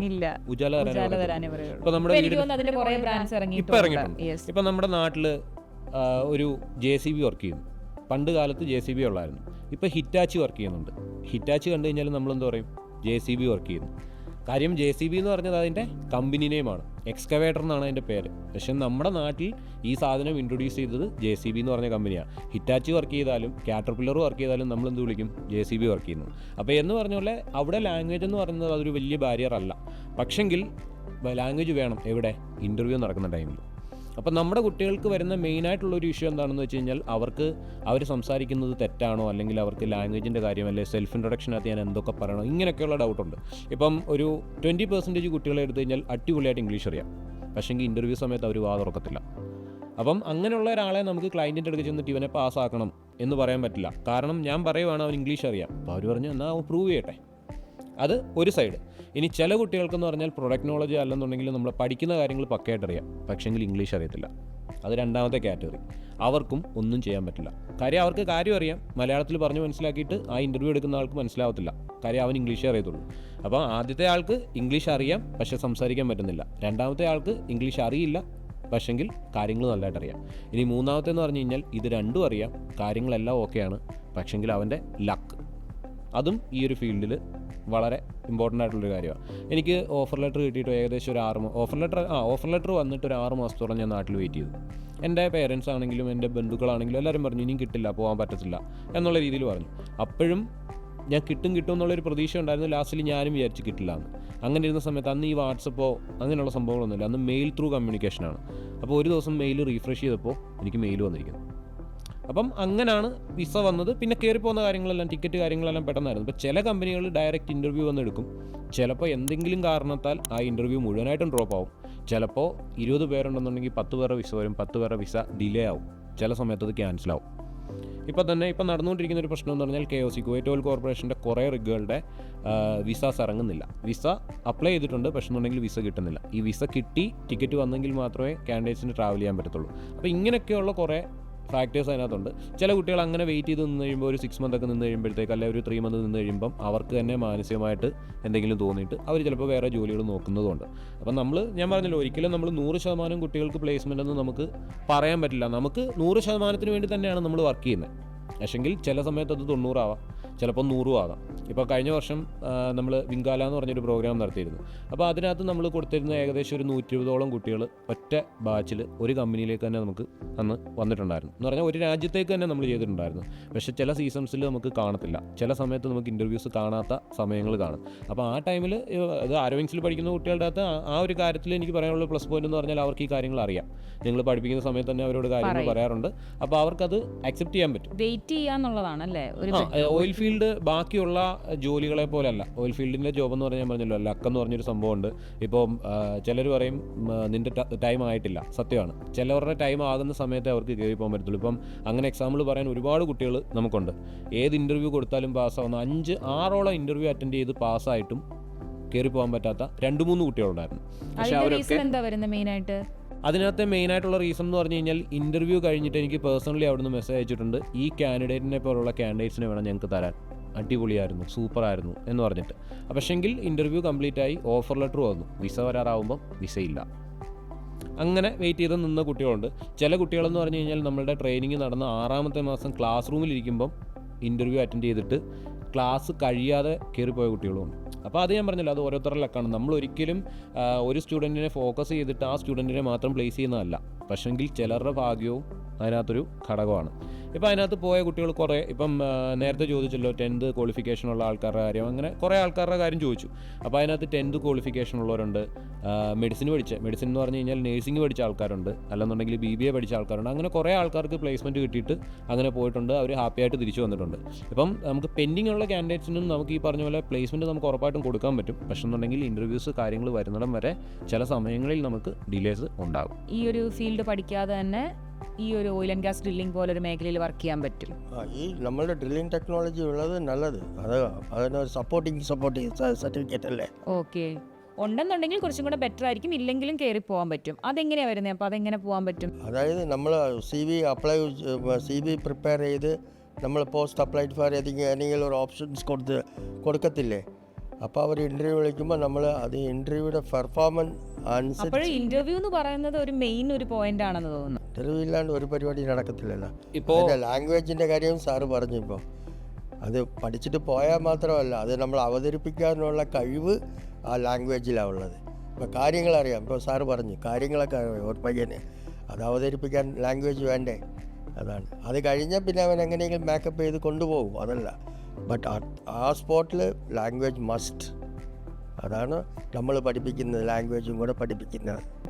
സാർ ഇപ്പോൾ ഓഫ് ഷോറിലല്ലേ വർക്ക് ചെയ്തത്? അപ്പോൾ സാറിൻ്റെ അവിടെയുള്ള ഒരു എക്സ്പീരിയൻസ് എങ്ങനെയായിരുന്നു? ഓഫ് ഷോർ എക്സ്പീരിയൻസ് എങ്ങനെയായിരുന്നു? അതായത് ലാൻഡ്രിയിൽ ഞാൻ 8 കൊല്ലം ചെയ്തു. അത് കഴിഞ്ഞിട്ടാണ് പിന്നെ ഓഫ് ഷോറിൽ കൂടുതൽ കൊല്ലം ചെയ്തത് ഉള്ള ഇത് മാത്രമേ ഉള്ളൂ. പക്ഷെ ഓഫ് ഷോറിൽ എന്താണ് കുറച്ച് എൻവറോൺമെൻറ്റ്, അതൊക്കെ കുറച്ച് ഈസി, നല്ല കാറ്റും കാര്യങ്ങളും എല്ലാം ഉണ്ട്. പിന്നെ നമ്മൾ ഓപ്പൺ ഏരിയയിൽ ജോലി ചെയ്യുന്ന പോലെ ഓരോ ഫീലിംഗ്. പിന്നെ എക്യുപ്മെൻറ്റ്സ് കുറച്ച് സാർ ഏത് പൊസിഷനിലായിരുന്നു വർക്ക് ചെയ്തത്? ഏതായിരുന്നു സാറിന്റെ റോൾ? എന്തായിരുന്നു ജോബ് റോള്? ഞാൻ റിട്ടയർഡ് ആകുമ്പോൾ ചീഫ് മെക്കാനിക്കായിട്ട് റിട്ടയർഡ്. ഫസ്റ്റ് കയറിയപ്പോൾ റിഗ് മെക്കാനിക്കായിട്ട്. അതിനിടയ്ക്ക് ഒരു സീനിയർ മെക്കാനിക് ഉണ്ട്. ആ കാറ്റഗറി കഴിഞ്ഞ് പിന്നെ റിഗ് മെക്കാനിക്കായി. ഓക്കെ, അപ്പോൾ എത്ര വർഷത്തെ ഒരു ജേർണി ആയത്? ഇത് ടോട്ടലി ഞാനിപ്പോൾ 20 കൊല്ലമായി. 20 കൊല്ലത്തെ 10 കൊല്ലം onshore, 10 Kollam of shore. Okay, 12 Kollam. 8 Kollam onshore, 12 കൊല്ലം ചെയ്തു. അതിനു മുമ്പ് ഒരു 10 കൊല്ലം ഓയിൽ ഫീൽഡിൽ ജോലി ചെയ്തു കുവൈറ്റിൽ. അപ്പോൾ എങ്ങനെയാ ഈ ഒരു ഫീൽഡിലോട്ടൊക്കെയുള്ള ഒരു എൻട്രി എങ്ങനെയായിരുന്നു? ഓയിൽ ഫീൽഡിൽ ജോലി ചെയ്യുമ്പോഴാണ് റിഗിനെ. അല്ല, ഈ ഓയിൽ ഫീൽഡിലോട്ടുള്ള ഒരു എൻട്രി എങ്ങനെയായിരുന്നു? 95ലാണ് ഞാൻ എൻട്രി ആയത് ഓയിൽ ഫീൽഡ് KOCയിൽ. ഓക്കെ. അപ്പോൾ ഞാൻ സൗദിയിലായിരുന്നു ആദ്യം. സൗദിയിൽ നിന്ന് ജോലി കഴിഞ്ഞ് 4 കൊല്ലം ജോലി ചെയ്തു. അത് സാധാ മെക്കാനിക്കൽ ഒരു കോൺട്രാക്റ്റിംഗ് കമ്പനിയാണ്. അത് കഴിഞ്ഞ് ഞാൻ നാട്ടിൽ വന്ന് എനിക്ക് അപ്പം മനസ്സിലായി ഓയിൽ ഫീൽഡിൽ പോയാലേ ഇത് സക്സസ് ആവുള്ളൂ. ഞാൻ വീട്ടിൽ വന്ന് പറഞ്ഞു. കുറച്ച് നേരം ഒരു 6 മാസം വെയിറ്റ് ചെയ്ത് വീട്ടിൽ വന്നിട്ട് അങ്ങനെ നല്ല ചാൻസ് നോക്കിയിരിക്കുമ്പോഴാണ് KOCയുടെ ഇങ്ങനെ നോട്ടിഫിക്കേഷൻ വന്നതും ഇൻ്റർവ്യൂ അറ്റൻഡ് ചെയ്തതും. ഫ്രീ റിക്രൂട്ട്മെൻറ്റിലാണ് ഞാൻ പോയത്. ഞാൻ ഇതുവരെ പൈസ കൊടുത്ത് ഒരിക്കലും പോയിട്ടില്ല, ഇതിലും പോയില്ല. ജസ്റ്റ് നമ്മൾ പ്രീവിയസ് എക്സ്പീരിയൻസ് വെച്ച് നമ്മൾ ഇൻ്റർവ്യൂ പെർഫോമൻസ് ഇവിടെ തന്നെ എറണാകുളത്തിൽ തന്നെയായിരുന്നു സെലക്ഷൻ. അതൊക്കെ പിന്നെ ഇൻ്റർവ്യൂ ഇത് റിഗിലേക്ക് പോയത് ബോംബെയിൽ വെച്ചാണ്. ഞാൻ ഫസ്റ്റ് 2005 ഫസ്റ്റ് എൻ്ററായി ADC. അത് അറാംകോയുടെ ഒരു സബ്സിഡി കമ്പനിയാണ്, അറേബ്യൻ ഡ്രില്ലിംഗ് കമ്പനി. അതിൽ ഞാൻ റിഗ് മെക്കാനിക്കായിട്ട് സെലക്റ്റായി. അവിടെ നിന്ന് പിന്നെ സീനിയർ മെക്കാനിക്കായി. പിന്നെ ഓഫ് ഷോറിൽ വെച്ച് ചീഫ് മെക്കാനിക്കായി. ഇല്ല, ഇതിന് വേറൊരു കാര്യങ്ങളുണ്ട്. ഇപ്പോൾ സാറ് പറഞ്ഞില്ലേ സാറിൻ്റെ കരിയർ സ്റ്റാർട്ട് ചെയ്യുന്നത് മെക്കാനിക്കായിട്ടാണ്. അപ്പോൾ സാറിന് ഓയിൽ ഫീൽഡിൽ വർക്ക് ചെയ്ത എക്സ്പീരിയൻസ്, ഇപ്പം സാറിനോട് ചോദിച്ച പോലെ എന്താണ് ഓയിൽ ഫീൽഡ്, എന്താണ് റിഗ് എന്ന് ചോദിച്ചു. ഇപ്പോൾ ഓയിൽ ഫീൽഡ് എന്ന് പറഞ്ഞു കഴിഞ്ഞാൽ ഈ പറഞ്ഞ റിഫൈനറി വരാം, അല്ലെന്നുണ്ടെങ്കിൽ ഇൻസ്പെക്ഷൻസ് വരാം, NDT, വെൽഡിങ്, പൈപ്പിങ്, ഇങ്ങനെയുള്ള കാര്യങ്ങളെല്ലാം ഓയിൽ ആൻഡ് ഗ്യാസ് എഞ്ചിനീയറിംഗ് അല്ലെങ്കിൽ ഓയിൽ ആൻഡ് ഗ്യാസ് എഞ്ചിനീയറിംഗ് എന്നാണ് നമ്മൾ നോർമലി പറയുന്നത്. അതിനകത്ത് വരാം. എന്നെ സംബന്ധിച്ചിടത്തോളം ഞാൻ ബിടെക് വരെ പഠിച്ച ഒരാളായിരുന്നു. ബിടെക് പഠിച്ച സമയത്ത് ഞാൻ റിഗിൽ പോകുന്നത് ഈ 56-28 എന്ന് പറഞ്ഞാൽ എൻ്റെ കുട്ടികൾ എൻ്റെ അടുത്ത് വന്നിട്ട് സാറേ റിഗിൽ പോയി കഴിഞ്ഞാലുള്ള ബെനിഫിറ്റ് എന്താണെന്ന് ചോദിക്കുമ്പോൾ ഞാൻ ആദ്യം പറയടാ 56 ദിവസം 28 ദിവസം, ഇതാണ് നമ്മൾ പറയുന്നത്. അപ്പം ഞാൻ ഈ 56-28 റൊട്ടേഷൻ ആഗ്രഹിച്ചാണ് ഞാൻ റിഗിൽ പോകുന്നത്. കാരണം എനിക്ക് നാട്ടിൽ എൻ്റെ വീട് ചെങ്ങന്നൂർ എന്ന് പറഞ്ഞ സ്ഥലത്താണ്. ഞാൻ കാറന്മുള വള്ളംകളി, അമ്പലത്തിലെ ഉത്സവങ്ങൾ, ഓണം, ക്രിസ്മസ്, ഇതൊക്കെയാണ് നമ്മുടെ മെയിൻ. നമുക്ക് അല്ലാതെ ജോലി, പൈസ അങ്ങനെയുള്ള കാര്യങ്ങൾ നമ്മൾ പിന്നെ സെക്കൻഡറി ആയിട്ടാണ് നോക്കുന്നത്. അപ്പോൾ ആ സമയത്ത് ഈ പറഞ്ഞ പോലെ റിഗിൽ പോയി കഴിഞ്ഞാൽ 56 ദിവസം ജോലി, 28 ദിവസം ലീവ്. അവിടുത്തെ ജോലി എന്താ, കഷ്ടപ്പാട് എന്താ എന്നുള്ളതൊന്നും നമ്മൾ അന്വേഷിക്കുന്നില്ല. നമുക്ക് ജോലി ചെയ്യുന്നതിനകത്തൊന്നും മടിയില്ല, അന്ന് നല്ല ആരോഗ്യമുണ്ട്. അപ്പം അങ്ങനെ റിഗിൽ പോകാമെന്ന് വെച്ചു. ഇപ്പോൾ നേരത്തെ ചോദിച്ചല്ലോ, ഒരു കോഴ്സ് പഠിക്കുന്ന ഒരു സ്റ്റുഡൻറ്റും കോഴ്സ് പഠിക്കാത്ത ഒരു സ്റ്റുഡൻറ്റും തമ്മിലുള്ള ഒരു വ്യത്യാസം, അല്ലെങ്കിൽ ജോലി കിട്ടുമോ എന്ന് ചോദിച്ചാൽ ഉറപ്പായിട്ടും കിട്ടും. അതിനൊരു എക്സാമ്പിളാണ് ഞാനിതൊന്നും പഠിച്ച ഒരാളല്ല. പക്ഷെങ്കിൽ അതിനകത്ത് എനിക്കുണ്ടായ ഏറ്റവും വലിയൊരു ദുരനുഭവം എന്താണെന്ന് ചോദിച്ചു കഴിഞ്ഞാൽ, ഞാൻ റിഗിൽ ചെന്ന് കഴിഞ്ഞപ്പം ഒരു മൊബൈൽ ടവർ പോലൊരു എക്യുപ്മെൻറ്റ് എൻ്റെ മുമ്പിൽ ഇരിപ്പുണ്ട്. ഭയങ്കര സൗണ്ട് ഉണ്ടാക്കുന്ന ഒരു എഞ്ചിൻ ഇരിപ്പുണ്ട്. ഞാൻ ജീവിതത്തിൽ ഒരിക്കലും ഞാൻ ആ എഞ്ചിൻ്റെ ഫ്രണ്ടിൽ പോയി നിൽക്കുമെന്ന് ഞാൻ ലൈഫിൽ ഞാൻ ചിന്തിച്ചതല്ല. കാരണം എന്താണെന്ന് വെച്ചാൽ നമ്മൾ ചെന്ന് കഴിയുമ്പോഴത്തേക്ക് ഒരു റൂമിൻ്റെ വലിപ്പമുണ്ട്, ഒരു എഞ്ചിന് ഒരു വലിയ റൂമിൻ്റെ വലിപ്പമുണ്ട്. അപ്പോൾ ഈ റൂമിൻ്റെ വലിപ്പമുള്ള എഞ്ചിൻ്റെ ഫ്രണ്ടിൽ ചെന്ന് ഇപ്പോൾ ഈ റേഡിയേറ്ററിൽ നിന്ന് അടിക്കുന്ന കാറ്റെന്ന് പറഞ്ഞു കഴിഞ്ഞാൽ നമ്മളെ പുറകിലോട്ട് വലിക്കും. അപ്പം അതിൻ്റെ സൗണ്ട് കാര്യങ്ങളൊക്കെ കേട്ടിട്ട് പേടിയാണ്. ഞാൻ ശരിക്കും പറഞ്ഞാൽ എഞ്ചിൻ്റെ അടുത്ത് ഡീസൽ ടാങ്ക് ഉണ്ട്. ഡീസൽ ടാങ്കിൽ നിന്ന് ഒരു ദിവസം ഡീസൽ ഒഴിച്ചെന്തോ കഴുകിക്കൊണ്ടിരിക്കുമ്പം ഒരു എഞ്ചിൻ ഓണായി. ചീഫ് മെക്കാനിക്ക് വന്ന് എഞ്ചിൻ ഓണാക്കുവാണ്. അപ്പോൾ എഞ്ചിൻ ഓണാക്കുന്ന സൗണ്ട് എന്ന് പറഞ്ഞാൽ നമ്മുടെ നാട്ടിൽ ഈ സൈറനൊക്കെ അടിക്കുന്ന പോലത്തെ ഒരു വല്ലാത്ത സൗണ്ടാണ് ആ എയർ ഇൻടേക്ക് ചെയ്യുന്ന സമയത്ത്. ഈ സൗണ്ട് കേട്ടപ്പം ഞാൻ വിചാരിച്ചു ഇത് പൊട്ടിത്തെറിക്കാൻ പോവാണ്. എനിക്കറിയില്ല. ഞാൻ നൈസായിട്ട് അവിടുന്ന് സൈഡിലേക്ക് മാറിയിട്ട് ഓടി ഞാൻ കോഫി റൂമിൻ്റെ അവിടെ ചെന്നു. എന്നിട്ട് ഞാൻ ഒരാളുടെ ചെന്നിട്ട് പറഞ്ഞു, പുള്ളി മലയാളിയാണ്. ഞാൻ പറഞ്ഞു അവിടെ എഞ്ചിൻ്റെ അവിടെ എന്തോ സൗണ്ട് കേൾക്കുന്നു എന്ന് പറഞ്ഞു. പുള്ളി പറഞ്ഞു എഞ്ചിൻ ഓണാക്കുന്നതാണ്. അപ്പോൾ അങ്ങനെ പോലും എനിക്ക് ഐഡിയ ഇല്ല. ബിടെക് വരെ പഠിച്ചാണ്. പക്ഷേങ്കിൽ ഒരു എഞ്ചിൻ ഓണാവുന്ന സൗണ്ട് എന്താണെന്നോ അല്ലെങ്കിൽ റേഡിയേറ്ററിൽ നിന്ന് ഇത്രയും ചൂട് വരുന്നത് എന്തിനാണെന്നോ ഇതൊന്നും നമുക്ക് ചിന്തിക്കാൻ, റിലേറ്റ് ചെയ്യാൻ പറ്റുന്നില്ല. നമ്മളൊരു കുഞ്ഞു കാറിൻ്റെ കാര്യത്തിലാണെങ്കിൽ ഓക്കെ, പക്ഷേ ഇത്രയും വലിയ എഞ്ചിൻ നമ്മൾ ആദ്യമായിട്ടാണ് കാണുന്നത്. ഞാൻ അവിടെ ചെന്ന് കഴിഞ്ഞാൽ അവിടുത്തെ ഓരോ എക്യുപ്മെൻറ്റ്സ്, ഇപ്പം ഞാൻ കുട്ടികളെ പഠിപ്പിക്കുന്ന വട്ട് പമ്പ് എന്ന് പറഞ്ഞു കഴിഞ്ഞാലും അല്ലെങ്കിൽ ഡ്രോബക്സ്, ടോപ്പ് ഡ്രൈവ്, ഇങ്ങനെ ഓരോ എക്യുപ്മെൻറ്റ്സ് നമ്മൾ പഠിക്കുന്നുണ്ട്. ഇതിൻ്റെ ഒന്നും പേര് എനിക്കറിയില്ല. അപ്പം ഇതൊന്നും പഠിക്കാതെ ഒരാൾക്ക് പോകാൻ പറ്റുമെന്ന് ചോദിച്ചു. ഇപ്പോൾ നമ്മൾ നിൽക്കുന്ന സ്ഥലത്ത് ഞാനൊരാളോട് പറയാണ്, ഡ്രോവക്സിൻ്റെ പുറകിൽ ഹാമർ ഇരിപ്പുണ്ട്, പോയി എടുത്തുകൊണ്ട് വരാൻ പറഞ്ഞു. ഈ ഡ്രോവക്സ് എന്ന് പറഞ്ഞ എക്യുപ്മെൻറ്റ് എന്താണെന്ന് അറിഞ്ഞെങ്കിലല്ലേ അതിൻ്റെ പുറകിൽ നിന്ന് ഹാമർ എടുക്കാൻ പറ്റുള്ളൂ. എനിക്ക് സംഭവിച്ചിട്ടുള്ളതാണ്. അപ്പോൾ ഈ ഡ്രോവക്സ് എന്നുള്ള പേരും എനിക്കറിയില്ല. അപ്പോൾ ഡ്രോവക്സിൻ്റെ അവിടെ പോയി ഹാമർ എടുക്കാൻ പറഞ്ഞു. ഞാൻ ആദ്യം ഡ്രോവക്സ് എവിടെയാണെന്ന് കണ്ടുപിടിക്കട്ടെ, പിന്നല്ലേ ഹാമർ നോക്കാൻ പറ്റത്തുള്ളൂ. അപ്പോൾ ഞാനതെല്ലാം തപ്പിപ്പോയപ്പോൾ പുള്ളി എന്നെ വിളിച്ചുകൊണ്ട് വന്നിട്ട് ഹാമർ എടുത്ത് കാണിച്ചിട്ട് പറഞ്ഞു, ദേ ഹാമർ ഇരിക്കുന്നത്. അപ്പോഴാണ് എനിക്ക് മനസ്സിലായി ഇതാണ് ഡ്രോവക്സ്. അപ്പോൾ ഓരോ എക്യുപ്മെൻറ്റ്സിനെയും നമുക്ക് പഠിച്ചെടുക്കണമെന്നുണ്ടെങ്കിൽ സമയമെടുക്കും. അപ്പം അങ്ങനെ സമയം എടുത്തിട്ട് ഞാൻ ഏകദേശം ഒരു 6 മാസത്തോളം എടുത്തു ആ റിഗിലെ എക്യുപ്മെൻറ്റ്സിലെ എല്ലാം ഒന്ന് കണ്ടു മനസ്സിലാക്കും. ആ 6 മാസം ഞാൻ അവിടെ കിടന്ന് കഷ്ടപ്പെട്ട സമയത്ത് തന്നെ ആൾക്കാരെല്ലാം കളിയാക്കിക്കൊണ്ടിരുന്ന എഞ്ചിനീയർ എന്ന് വിളിച്ചിട്ടാണ്. കാരണം ആരെങ്കിലും ചോദിക്കുമ്പം എനിക്ക് അന്ന് ഇംഗ്ലീഷ് മാത്രമേ അറിയത്തുള്ളൂ, ഹിന്ദി അറിയില്ല, അറബി അറിയില്ല, വേറൊരു ലാംഗ്വേജ് അറിയില്ല. ഞാൻ അവിടുത്തെ റൂം ബോയോടൊക്കെ വരെ ഇംഗ്ലീഷാണ് സംസാരിക്കുന്നത്. അവൻ എന്നിട്ട് എന്നെ കാണുമ്പോൾ ചീത്ത പറയും, അവന് ഭയങ്കര ജാടയാണ്, എഞ്ചിനീയറിംഗ് പഠിച്ചതിൻ്റെയാണ്, പക്ഷേ വേറെ ലാംഗ്വേജ് അറിയാതെ എനിക്ക് സംസാരിക്കാൻ പറ്റില്ല. അപ്പം ഈ രീതിയിൽ കുറേ കാര്യങ്ങൾ, ലാംഗ്വേജ് ഒരു മെയിൻ ഘടകമാണ്. ഇപ്പം നമ്മൾ ഇംഗ്ലീഷ് മാത്രം പഠിച്ചു എന്ന് പറഞ്ഞിട്ട് കാര്യമില്ല, ഹിന്ദി അറിയത്തില്ലെന്നുണ്ടെങ്കിൽ കുറച്ച് ബുദ്ധിമുട്ടായിരിക്കും, പക്ഷേ പഠിച്ചെടുക്കാം. ഞാൻ ഹിന്ദി ജീവിതത്തിൽ പഠിക്കത്തില്ല എന്ന് പ്രതിജ്ഞ എടുത്ത ഒരാളാണ്. കാരണം എന്താണെന്ന് വെച്ച് കഴിഞ്ഞാൽ ഞാൻ +1 +2 ഞാൻ ടെക്നിക്കൽ ഹയർ സെക്കൻഡറി പോയി എടുത്തു, ഇലക്ട്രോണിക്സ് ആയിരുന്നു. അതെടുത്തതിൻ്റെ കാര്യം ഹിന്ദിയെ പേടിച്ചിട്ടാണ്. 10ാം ക്ലാസ് ഞാൻ എങ്ങനെ ജയിച്ചെന്ന് എനിക്കറിയത്തില്ല. ഞാൻ ഈ സ്കൗട്ട് ആൻഡ് ഗൈഡ്സിന് അതൊക്കെ ഉണ്ടായിരുന്നു, അതിന്റെ ഗ്രേസ് മാർഗയിലൊക്കെയാണ് നമ്മൾ കയറിപ്പോയത്. അപ്പോൾ അതുകൊണ്ട് ഞാൻ പറഞ്ഞല്ലോ, എനിക്ക് എപ്പോഴും എൻ്റെ ഒരു സ്റ്റുഡൻറ്റിനെ അത് വെച്ച് റിലേറ്റ് ചെയ്യാൻ പറ്റും. ഇപ്പം ഞാൻ ഒരിക്കലും വേണുസാറാണെങ്കിലും ഞാനാണെങ്കിലും നമ്മുടെ സ്റ്റുഡൻസിന് മാർക്ക് കുറഞ്ഞു എന്ന് പറഞ്ഞിട്ട് സ്റ്റുഡൻസിനെ ചീത്ത വിളിക്കാറില്ല.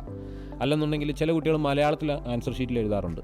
നമ്മൾ സന്തോഷമാണ്. ഞാൻ പറഞ്ഞു നിനക്കറിയാവുന്ന കാര്യം നമുക്ക് മനസ്സിലായി, അതുകൊണ്ടാണ് നമ്മൾ മലയാളത്തിൽ വേണം എഴുതിക്കോളാൻ പറയുന്നത്. അപ്പം ഈ രീതിയിൽ ഒന്നും പഠിക്കാതെ ഈ റിഗിനെക്കുറിച്ച് ഒരു കാര്യങ്ങളും അറിയാതെ റിഗിൽ ചെന്നതുകൊണ്ട് തന്നെ ഞാൻ ഈ പറഞ്ഞ പോലെ 1 വർഷത്തോളം ഞാൻ ശരിക്കും വട്ടം കളിക്കും. നിൽക്കുന്ന ആൾക്കാർക്കും ബുദ്ധിമുട്ടായിരിക്കും, എടുക്കാൻ പറഞ്ഞാൽ എനിക്കറിയത്തില്ലല്ലോ, എമർജൻസി സിറ്റുവേഷനിലൊക്കെ നിൽക്കുവാണെങ്കിൽ ബുദ്ധിമുട്ടും. അതെ, ഇപ്പം സ്പാനർ തന്നെ. ഇപ്പം സ്പാനർ എന്ന് പറഞ്ഞു കഴിഞ്ഞാൽ ഞാൻ ആ സമയത്ത് ടെക്നിക്കലായിട്ട് വർക്ക് ചെയ്തിട്ടില്ല, പഠിച്ചിട്ടേ ഉള്ളൂ. ഇപ്പോൾ സ്പാനറിൻ്റെ സൈസ് നമ്മുടെ കുട്ടികൾക്കുള്ളൊരു പ്രശ്നമാണ്.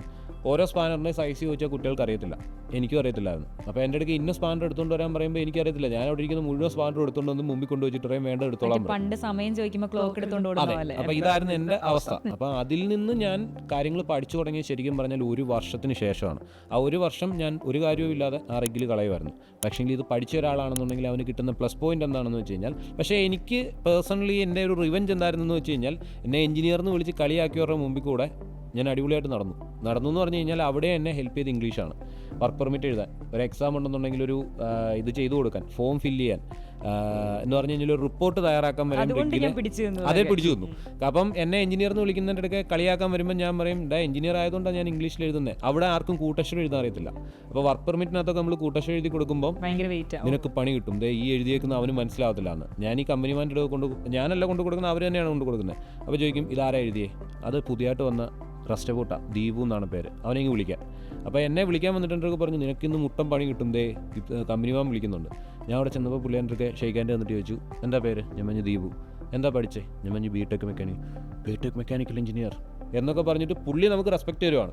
കാരണം അയാളുടെ ചിന്തയിൽ ബിടെക് വരെ പഠിച്ചു ഒരുത്തൻ റെസ്റ്റബൂട്ടായിട്ട് എന്തിനു വന്നു എന്നുള്ളത്. അതെ.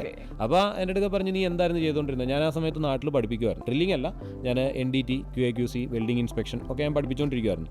അപ്പോൾ ഞാൻ പറഞ്ഞു ഞാൻ നാട്ടിൽ ടീച്ചറായിരുന്നു. അപ്പോൾ പുള്ളിക്ക് എന്നോടൊരു വലിയ റെസ്പെക്റ്റായി. അപ്പോൾ ഞാൻ എവിടെയെങ്കിലുമൊക്കെ കഷ്ടപ്പെട്ട് പണിച്ചുകൊണ്ടിരിക്കുന്ന സമയത്ത് തന്നെ വിളിച്ചിട്ട് പറയുമ്പോൾ നമുക്ക് വർത്തമാനം പറയാൻ വേണ്ടി വിളിച്ചുകൊണ്ട് പോകും. എനിക്ക് കാപ്പി ഉണ്ടാക്കി തരും. അപ്പോൾ അവർക്ക് ഈ ക്യാപ്പച്ചിനോ പോലൊക്കെയുള്ള സാധനങ്ങൾ അവരുടെ ഓഫീസിനകത്ത് കിട്ടും. അപ്പോൾ അതൊക്കെ എനിക്ക് ഉണ്ടാക്കി തരും. പുള്ളിക്ക് കഴിക്കാൻ കിട്ടുന്ന ഫ്രൂട്ട്സ് എനിക്ക് തരും. അപ്പോൾ അങ്ങനെ നമ്മൾ ഭയങ്കര ഒരു ഇംഗ്ലീഷിൽ പിടിച്ചു നിന്നാണ്. അപ്പം ഇപ്പോഴത്തെ കാര്യത്തിനകത്താണെന്നുണ്ടെങ്കിലും നമ്മുടെ കുട്ടികൾ ചെന്ന് കഴിഞ്ഞാൽ അവർ തന്നെ പറഞ്ഞൊരു കാര്യമാണ്, സാറ് തന്ന ട്രെയിനിങ് വെച്ചിട്ട് നമ്മൾ സെറ്റാക്കുന്നുണ്ട്. കാര്യം അവിടെ ചെന്ന് കഴിയുമ്പോൾ സേഫ്റ്റി ഓഫീസറിൻ്റെ ചെന്നിട്ട് പെർമിറ്റിൻ്റെ കാര്യങ്ങളൊക്കെ നോക്കും, അല്ലെന്നുണ്ടെങ്കിൽ എന്തെങ്കിലും എഴുതാനുള്ളത് എഴുതും.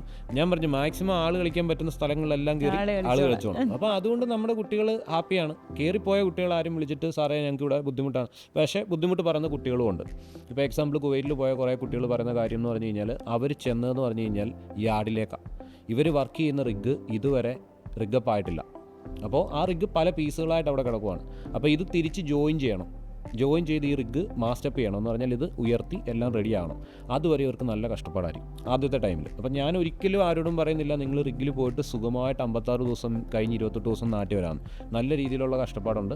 അത് ഞാൻ പലരും പറഞ്ഞു കേട്ടിട്ടുണ്ട് റിഗിലെ ലൈഫ് എന്ന് പറഞ്ഞാൽ സൂപ്പർ ലൈഫാണ്. റിഗിലെ ലൈഫ് സൂപ്പറാണ്. പക്ഷെങ്കിൽ ആ ലൈഫ് കിട്ടണമെന്ന് പറഞ്ഞു കഴിഞ്ഞാൽ 12 മണിക്കൂർ ജോലി ചെയ്തിട്ടാണ് 12 മണിക്കൂർ നമുക്ക് റെസ്റ്റ് കിട്ടുന്നത്. പിന്നെ 56 ദിവസം നമ്മൾ ജോലി ചെയ്യുന്നതുകൊണ്ടാണ് 28 ദിവസം നമുക്ക് ലീവ് വരുന്നത്. അല്ലാതെ നമുക്കവിടെ വെള്ളിയാഴ്ച അവധിയോ ഞായറാഴ്ച അവധിയോ ഒന്നുമില്ല. ആ 56 ദിവസം നമ്മൾ കണ്ടിന്യൂസ് ജോലി ചെയ്യണം. പക്ഷേ ജോലി ചെയ്യാൻ മനസ്സുള്ള ഒരാളാണെന്നുണ്ടെങ്കിൽ അവൻ്റെ കാര്യം ഓക്കെയാണ്. അതുകൊണ്ടുള്ള കുറേ ബെനിഫിറ്റ്സും ഉണ്ട്. ഷുഗർ വരില്ല, പ്രഷർ വരില്ല, കൊളസ്ട്രോൾ വരില്ല. വേണു സാറിന് ഇപ്പം ഈ അടുത്തിടയ്ക്കും സാറ് ചെക്ക് ചെയ്യാൻ പോയിട്ട് എൻ്റെ പറഞ്ഞു ദീപ് സാറേ ഷുഗറും പ്രഷറും ഒന്നും ഇല്ല. പിന്നെ സാറിന് ആ ഒരു പ്രശ്നമില്ല. പിന്നെ ഞങ്ങൾക്കൊക്കെ ഉള്ള ഒരു മെയിൻ സാധനമാണ് കഷണ്ടി. അത് കാണും ഹെൽമെറ്റൊക്കെ വെച്ചിട്ട്. പിന്നെ റിഗിലെ ജോലി എന്ന് പറഞ്ഞു കഴിഞ്ഞാൽ ഞാൻ പറഞ്ഞല്ലോ, റിഗിൽ ജോലി ചെയ്യുന്ന ആൾക്കാർ അങ്ങോട്ടും ഇങ്ങോട്ടും പേരെ വിളിക്കത്തുള്ളൂ. ഒരു കാര്യമില്ലാത്ത കാര്യത്തിന് ചീത്ത വിളിക്കും എന്ന് പറഞ്ഞു കഴിഞ്ഞാൽ ആ സ്ട്രെസ് മാറാനാണ്. 56 ദിവസം വേറെ ഒന്നുമില്ല, വേറെ എൻജോയ്മെൻ്റ് ഒന്നുമില്ല. അപ്പം ആ ഒരു രീതിയിൽ വർക്ക് ചെയ്ത് കഴിഞ്ഞാലും നമ്മൾ 28 ദിവസം നാട്ടിൽ വരുമ്പോൾ നമുക്കിതൊന്നും ആലോചിക്കേണ്ട കാര്യമില്ല, നമ്മൾ രാജാവാണ്. ഇപ്പം റിഗിൽ തമാശയ്ക്ക് ഞങ്ങളെപ്പോഴും പറയുന്നൊരു കാര്യമുണ്ട്, 56 ദിവസം പട്ടിയെപ്പോലെ പണിയെടുത്താൽ 28 ദിവസം രാജാവായിട്ട് ജീവിക്കാം. അത് സത്യമാണ്. 56 ദിവസം ജോലിയുണ്ട്, ജോലി ഇല്ല എന്നല്ല നമ്മൾ പറയുന്നത്. പക്ഷെങ്കിൽ 28 ദിവസം നമുക്ക് 56 ദിവസം ഞാൻ ചോദിക്കുന്നത് എത്ര അവേഴ്സ് നിങ്ങൾക്ക് daily work 12 hours daily work ചെയ്യേണ്ടി. പിന്നെ ആ രീതിയിൽ നിൽക്കുന്നതുകൊണ്ട് തന്നെ നമുക്ക് ഈ പറഞ്ഞ 12 മണിക്കൂർ കഴിഞ്ഞാൽ നമുക്ക് കിട്ടുന്ന അക്കോമഡേഷൻ അതുപോലത്തെ അക്കോമഡേഷനാണ്. അല്ലാതെ ഈ പറഞ്ഞ പോലെ അതിനകത്ത് കോംപ്രമൈസ് ഒന്നുമില്ല. ഫുഡാണെന്നുണ്ടെങ്കിലും ഇപ്പം ഓൺഷോറിനെ വെച്ച് നോക്കിക്കഴിഞ്ഞാൽ ഓഫ് ഷോറിലെ ഫുഡും കാര്യങ്ങളും എന്നൊക്കെ പറഞ്ഞാൽ ബൊഫേ സിസ്റ്റമാണ്. നമ്മൾ വേണ്ടാന്ന് പറയുന്നേ ഉള്ളൂ. ഇപ്പം ഞാൻ റെഗുലർ നിന്ന സമയത്ത് ഒരു ദിവസം ഒരു 12 മുട്ടയൊക്കെ വെച്ച് കഴിക്കുമായിരുന്നു. കാരണം എന്താണെന്ന് വെച്ചാൽ എനിക്ക് 2 മുട്ട കിട്ടും, എൻ്റെ കൂടെ ഇരിക്കുന്നവർക്കെല്ലാം കിട്ടും. അപ്പം ഇവർ ഈ മുട്ട എല്ലാം ഒരു പാക്കറ്റിനകത്ത് എടുത്ത് നോക്കും. എനിക്ക് മുട്ട ഭയങ്കര ഇഷ്ടമാണ്. അതും നമ്മൾ മഞ്ഞൊന്നും കഴിക്കത്തില്ല. ഇപ്പോഴും നമ്മളിപ്പം മുട്ട ഒരെണ്ണം എടുത്തിട്ട് മഞ്ഞ കളയണമെന്ന് നമ്മളിങ്ങനെ എടുത്തിട്ട് വിചാരിക്കും വേണ്ട പൈസ കൊടുത്ത് വാങ്ങിച്ചാലും നമ്മളതും കഴിക്കും. പക്ഷേ അവിടെ നിന്ന് പറഞ്ഞു കഴിഞ്ഞാൽ നമ്മൾ വെള്ളം മാത്രം എടുത്തിട്ട് എഗ് വൈറ്റ് മാത്രമാണ് നമ്മൾ കഴിക്കുന്നത്. അപ്പം നമുക്ക് എന്ത് വേണോ അതവിടെ കിട്ടും കഴിക്കാനുള്ളത്. അപ്പോൾ ഈ ജോലി ചെയ്യണമെന്നുണ്ടെങ്കിൽ നമ്മൾ വയറിറച്ച് കഴിക്കുന്നു, അതുപോലെ ജോലി ചെയ്യുന്നു. അതാണ്. ഇപ്പോൾ ഒരു കുട്ടി ചോദിക്കുകയാണ്, ഇപ്പോൾ വന്ന് ചോദിക്കുകയാണ് എന്താണ് sir oil and gas drilling എന്ന് ചോദിച്ചിട്ടുണ്ടെങ്കിൽ ഒരു 2 വാക്കിൽ അവർക്ക് പെട്ടെന്ന് പറഞ്ഞു കൊടുക്കാൻ പറ്റുന്ന ഒരു ഡെഫിനിഷൻ എന്തായിരിക്കും? ഇപ്പോൾ നോർമലി എൻക്വയറീസ് കാര്യങ്ങൾ വരുന്ന സമയത്ത് എപ്പോഴും വരുന്നൊരു ക്വസ്റ്റ്യനാണ്, എന്താണ് സാർ ഈ ഓയിൽ ആൻഡ് ഗ്യാസ് ഡ്രില്ലിംഗ് അല്ലെങ്കിൽ ഓയിൽ ആൻഡ് ഗ്യാസ് എഞ്ചിനീയറിങ്ങും ഓയിൽ ആൻഡ് ഗ്യാസ് ഡ്രില്ലിങ്ങും തമ്മിലുള്ള വ്യത്യാസം എന്താണ്? അപ്പോൾ നമ്മൾ ശരിക്കും ടെക്നിക്കലി പറയുന്നത് കാര്യങ്ങളെന്ന് പറഞ്ഞു കഴിഞ്ഞാൽ നമ്മൾ സ്ട്രീമുകൾ വെച്ചിട്ടാണ് പറയുന്നത്. Up stream, mid stream, down stream, ഇങ്ങനെയുള്ള കാര്യങ്ങളാണ് പറയുന്നത്. അപ്പോൾ ശരിക്കും പറഞ്ഞു കഴിഞ്ഞാൽ ഈ അപ്പ് സ്ട്രീം എന്ന് പറഞ്ഞ സംഭവത്തിനകത്ത് വരുന്നതെന്ന് പറഞ്ഞു കഴിഞ്ഞാൽ ക്രൂഡ് ഓയിൽ എവിടെ ഉണ്ട് എന്ന് കണ്ടുപിടിക്കുന്നതാണ് ആദ്യത്തെ പ്രൊസീജിയർ എന്ന് പറഞ്ഞാൽ നമ്മളിപ്പോൾ കിണർ കുഴിക്കണമെന്നുണ്ടെങ്കിൽ വെള്ളം ഉണ്ടെന്ന് കണ്ടുപിടിച്ചിട്ട് മാത്രമേ നമുക്ക് കണ്ടെത്തണം. അപ്പം ആദ്യം ഈ ഓയിൽ എവിടെ ഉണ്ടെന്നുള്ളത് കണ്ടുപിടിക്കുന്നു. അത് നമ്മുടെ ജോലിയല്ല, അത് വേറെ ആൾക്കാരാണ് ചെയ്യുന്നത്. ഈ ഓയിൽ എവിടെ ഉണ്ടെന്ന് കണ്ടുപിടിച്ച് ആ സ്പോട്ട് ചെയ്തിട്ട് അവിടെ ഡ്രില്ല് ചെയ്യാൻ വേണ്ടി ഉപയോഗിക്കുന്ന ഒരു എക്യുപ്മെൻ്റാണ് റിഗ് എന്ന് പറയുന്നത്. ഓയിൽ ആൻഡ് ഗ്യാസ് ഡ്രില്ലിംഗ് എന്ന് പറഞ്ഞതിനകത്ത് മെയിനായിട്ട് വരുന്നതെന്ന് പറഞ്ഞു കഴിഞ്ഞാൽ ക്രൂഡ് ഓയിൽ എവിടെ ഉണ്ടോ അവിടെ നമ്മൾ കുഴിക്കുന്നു. സിമ്പിളായിട്ട് ഒറ്റ വേർഡിൽ ചോദിച്ചു കഴിഞ്ഞ് കഴിഞ്ഞാൽ നമ്മുടെ നാട്ടിലൊരു കിണർ കുഴിക്കുന്ന പരിപാടിയാണ് ഓയിൽ ആൻഡ് ഗ്യാസ് ഡ്രില്ലിംഗിൽ നമ്മൾ പഠിപ്പിക്കുന്നത്. അപ്പോൾ ആ കിണർ കുഴിക്കുന്നതെന്ന് പറഞ്ഞാൽ നമുക്ക് സ്വന്തമായിട്ടൊരു കിണർ കുഴിക്കാൻ പറ്റുമോ? പറ്റത്തില്ല. വെള്ളം അവിടെ ഉണ്ടെന്ന് ഉറപ്പുണ്ടെങ്കിലും നമുക്ക് കുഴിക്കാൻ പറ്റില്ല. കാരണം നമ്മൾ കുഴിക്കുമ്പോൾ അതിനകത്ത് കുറേ കാര്യങ്ങൾ നമ്മൾ അറിഞ്ഞിരിക്കണം.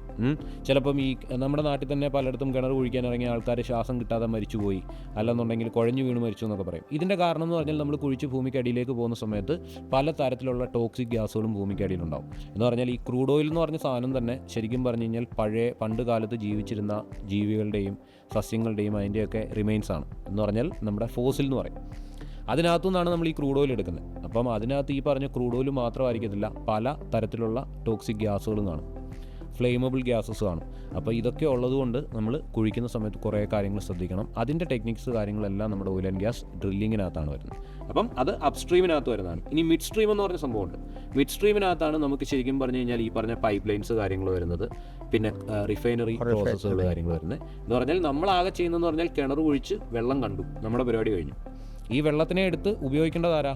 നമ്മുടെ ക്ലയൻറ്റ് ആരാണ്, അല്ലെങ്കിൽ കസ്റ്റമർ ആരാണ്, പുള്ളിക്കാരനാണ് ഉപയോഗിക്കേണ്ടത്. അപ്പോൾ അതിൻ്റെ കാര്യങ്ങളെല്ലാം നമ്മുടെ മിഡ് സ്ട്രീമിലേക്കാണ് വരുന്നത്. ഓയിൽ ആൻഡ് ഗ്യാസ് ഡ്രില്ലിംഗ് എന്താണെന്ന് ചോദിച്ചു കഴിഞ്ഞാൽ സിമ്പിളായിട്ട് പറഞ്ഞാൽ ഒരു കിണർ കുഴിക്കാൻ വേണ്ടി നമ്മൾ ഉപയോഗിക്കുന്ന ടെക്നോളജീസ് അല്ലെങ്കിൽ അവിടെ യൂസ് ചെയ്യുന്ന എക്യുപ്മെൻറ്റ്സിനെ കുറിച്ചുള്ള ഒരു സ്റ്റഡീസ് എന്ന് പറയുന്ന പോലെ ഗൾഫ് കൺട്രീസിൽ അല്ലെന്നുണ്ടെങ്കിൽ റിഗുകളുടെ കാര്യങ്ങൾ നോക്കിക്കഴിഞ്ഞ് കഴിഞ്ഞാൽ ഒരു ക്രൂഡ് ഓയിലുള്ള സ്ഥലം ഡ്രില്ല് ചെയ്ത് ആ ക്രൂഡ് ഓയിലുള്ള സ്പോട്ട് വരെ നമ്മൾ എത്തുന്ന പരിപാടി, അതാണ് ഓയിൽ ആൻഡ് ഗ്യാസ് ഡ്രില്ലിംഗ് എന്ന് പറയുന്നത്. പിന്നെ ഓയിൽ ആൻഡ് ഗ്യാസ് എഞ്ചിനീയറിംഗ് ആണ് ബാക്കിയുള്ള കാര്യങ്ങളിനകത്ത് വരുന്നത്. നമ്മൾ ഡ്രില്ല് ചെയ്ത് കഴിഞ്ഞാൽ നമ്മുടെ പരിപാടി കഴിഞ്ഞു. എന്ന് പറഞ്ഞാൽ ഏറ്റവും ലാസ്റ്റിൽ നമ്മൾ ക്രിസ്മസ് ട്രീ എന്ന് പറഞ്ഞൊരു വാൽവ് ഇൻസ്റ്റാൾ ചെയ്യും. ക്രിസ്മസ് ട്രീ അതൊക്കെ ഞാൻ പറഞ്ഞല്ലോ, അത് റിഗിൽ വർക്ക് ചെയ്യുന്ന ആൾക്കാർക്ക് അത് കേൾക്കുമ്പോൾ ഇപ്പം പെട്ടെന്ന് ചിരിച്ചു ക്രിസ്മസ് ട്രീ എന്ന് കേട്ടപ്പോൾ. അതിനെ എന്തിനാണ് ക്രിസ്മസ് ട്രീ എന്ന് വിളിക്കുന്നത് ചോദിച്ചാൽ ഞങ്ങൾക്ക് അറിയത്തില്ല. ഞങ്ങൾ ക്രിസ്മസ് ഒക്കെ ആകുമ്പോൾ അതിൻ്റെ മുകളിൽ ലൈറ്റൊക്കെ കൊണ്ടുവന്ന് തൂക്കിയിട്ടുമായിരുന്നു പണ്ട് റിഗിൽ നിൽക്കുന്ന സമയത്ത്. കാര്യം ചില സമയത്തൊക്കെ ക്രിസ്മസിൻ്റെ സമയത്ത് നമ്മൾ റിഗിലായിരിക്കും. ഈ 56 റൊട്ടേഷൻ എന്ന് പറഞ്ഞാൽ നമ്മുടെ ഇഷ്ടത്തിന് ചൂസ് ചെയ്യാൻ പറ്റില്ല.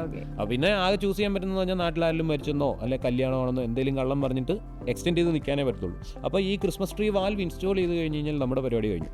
ബാലൻസ് ഉള്ള പരിപാടികൾ ചെയ്യുന്നത് മുഴുവൻ ഓയിൽ ആൻഡ് ഗ്യാസ് എഞ്ചിനീയറിംഗ് എന്ന് പറഞ്ഞാൽ header line installation, pipe line installation, അതിൻ്റെ ബെൻഡുകൾ അല്ലെന്നുണ്ടെങ്കിൽ അതിൻ്റെ ടീ ജോയിൻസ്, അങ്ങനെയുള്ള സംഭവങ്ങൾ, കൺട്രോൾ വാൽവുകൾ, റിഫൈനറിയിലേക്ക് എത്തിക്കഴിഞ്ഞാൽ റിഫൈനറിയിൽ അത് സ്റ്റോർ ചെയ്യുന്ന കാര്യങ്ങൾ, ഇതൊക്കെ വേറെ ഡിപ്പാർട്ട്മെൻറ്റാണ്. അതാണ് ഞാൻ പറഞ്ഞത്, ആ വേറെ ഡിപ്പാർട്ട്മെൻറ്റിൻ്റെ കാര്യങ്ങളിൽ നമ്മൾ കുട്ടികൾക്ക് ട്രെയിനിങ് കൊടുത്തിട്ട് നമ്മൾ ഇത് റിഗാണെന്ന് പറഞ്ഞു കഴിഞ്ഞാൽ കുട്ടികൾ വിശ്വസിക്കും. ഇപ്പം കണ്ണൂട്ടനെ ആനെ കാണിക്കുന്ന കാര്യം പറഞ്ഞു പോലെ, കണ്ണൂട്ടനെ ആനെ കാണിച്ചിട്ട് പറഞ്ഞു എടാ ആനയ്ക്ക് 2 കാലേ ഉള്ളെന്ന് പറഞ്ഞു കഴിഞ്ഞാൽ കണ്ണൂട്ടൻ പറയാം ആനയ്ക്ക് 2 കാലേ ഉള്ളൂ, ആനയ്ക്ക് വാലില്ല എന്ന് പറഞ്ഞു. പക്ഷേ ശരിക്കുള്ള ആനയുടെ കാര്യമല്ല പുള്ളിയൊക്കെ നമ്മൾ എക്സ്പ്ലെയിൻ ചെയ്യുന്നത്. എന്ന് പറഞ്ഞ പോലെ നമ്മൾ റിഫൈനറിയിൽ ഒരു കുട്ടിയെ കൊണ്ടുപോയിട്ട് ഇതാണ് റിഗ് എന്ന് പറയാൻ പറ്റില്ല. അപ്പോൾ അതുകൊണ്ടാണ് നമ്മൾ oil and gas drilling technology എന്ന് പറഞ്ഞ് സെപ്പറേറ്റ് പഠിപ്പിക്കുന്നത്. പ്ലേസ്മെൻറ്റ്സിൻ്റെ കാര്യത്തിനകത്താണെങ്കിലും ഇപ്പോൾ ഓയിൽ ആൻഡ് ഗ്യാസ് എഞ്ചിനീയറിംഗിന് പഠിക്കുന്ന കുട്ടികളും റിഗിൽ പോകാൻ താല്പര്യമുള്ള കുട്ടികൾക്ക് നമ്മൾ പ്ലേസ്മെൻറ്റ് കൊടുത്തിട്ടുണ്ട്.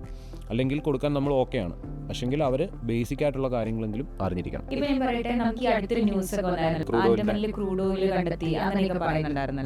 അപ്പോൾ അങ്ങനെയൊക്കെ വരുമ്പോഴും ഈ ഒരു ഓയിൽ ആൻഡ് ഗ്യാസ് ഡ്രില്ലിംഗ് പോലൊരു ഫീൽഡിൽ ജോലി സാധ്യതകൾ കുറച്ചും കൂടെ കൂടുമല്ലേ ഓഫ് ഷോറിലൊക്കെ? അതെ, കുട്ടികൾക്കാണെങ്കിലും കുറെ പേർക്ക് ഡൗട്ട്സ് ഉണ്ടാവും ഈ ഒരു ഇതിനെ കുറിച്ച്. ഇപ്പോൾ ആക്ച്വലി അത് എന്താണ്, ഇങ്ങനെയാണ് അതിനെക്കുറിച്ചുള്ള സ്റ്റഡീസ് ഓരോ ദിവസവും നടന്നുകൊണ്ടേ ഇരിക്കുകയാണ്. ഇപ്പം കുറേ ആൾക്കാർ പറയുന്നുണ്ട് ഓയിൽ ആൻഡ് ഗ്യാസ് ഇൻഡസ്ട്രിയുടെ ഏതാണ്ട് കഴിഞ്ഞു. നമ്മുടെ നാട്ടിൽ നമ്മൾ നോക്കുന്നതെന്ന് പറഞ്ഞു കഴിഞ്ഞാൽ നമ്മൾ മെയിനായിട്ട് ഈ പറഞ്ഞ ഓയിൽ ആൻഡ് ഗ്യാസ് ഇൻഡസ്ട്രിയെ കമ്പയർ ചെയ്യുന്നത് നമ്മുടെ നാട്ടിലെ പെട്രോളിനെയും ഡീസലിനെയും വെച്ചിട്ടാണ്.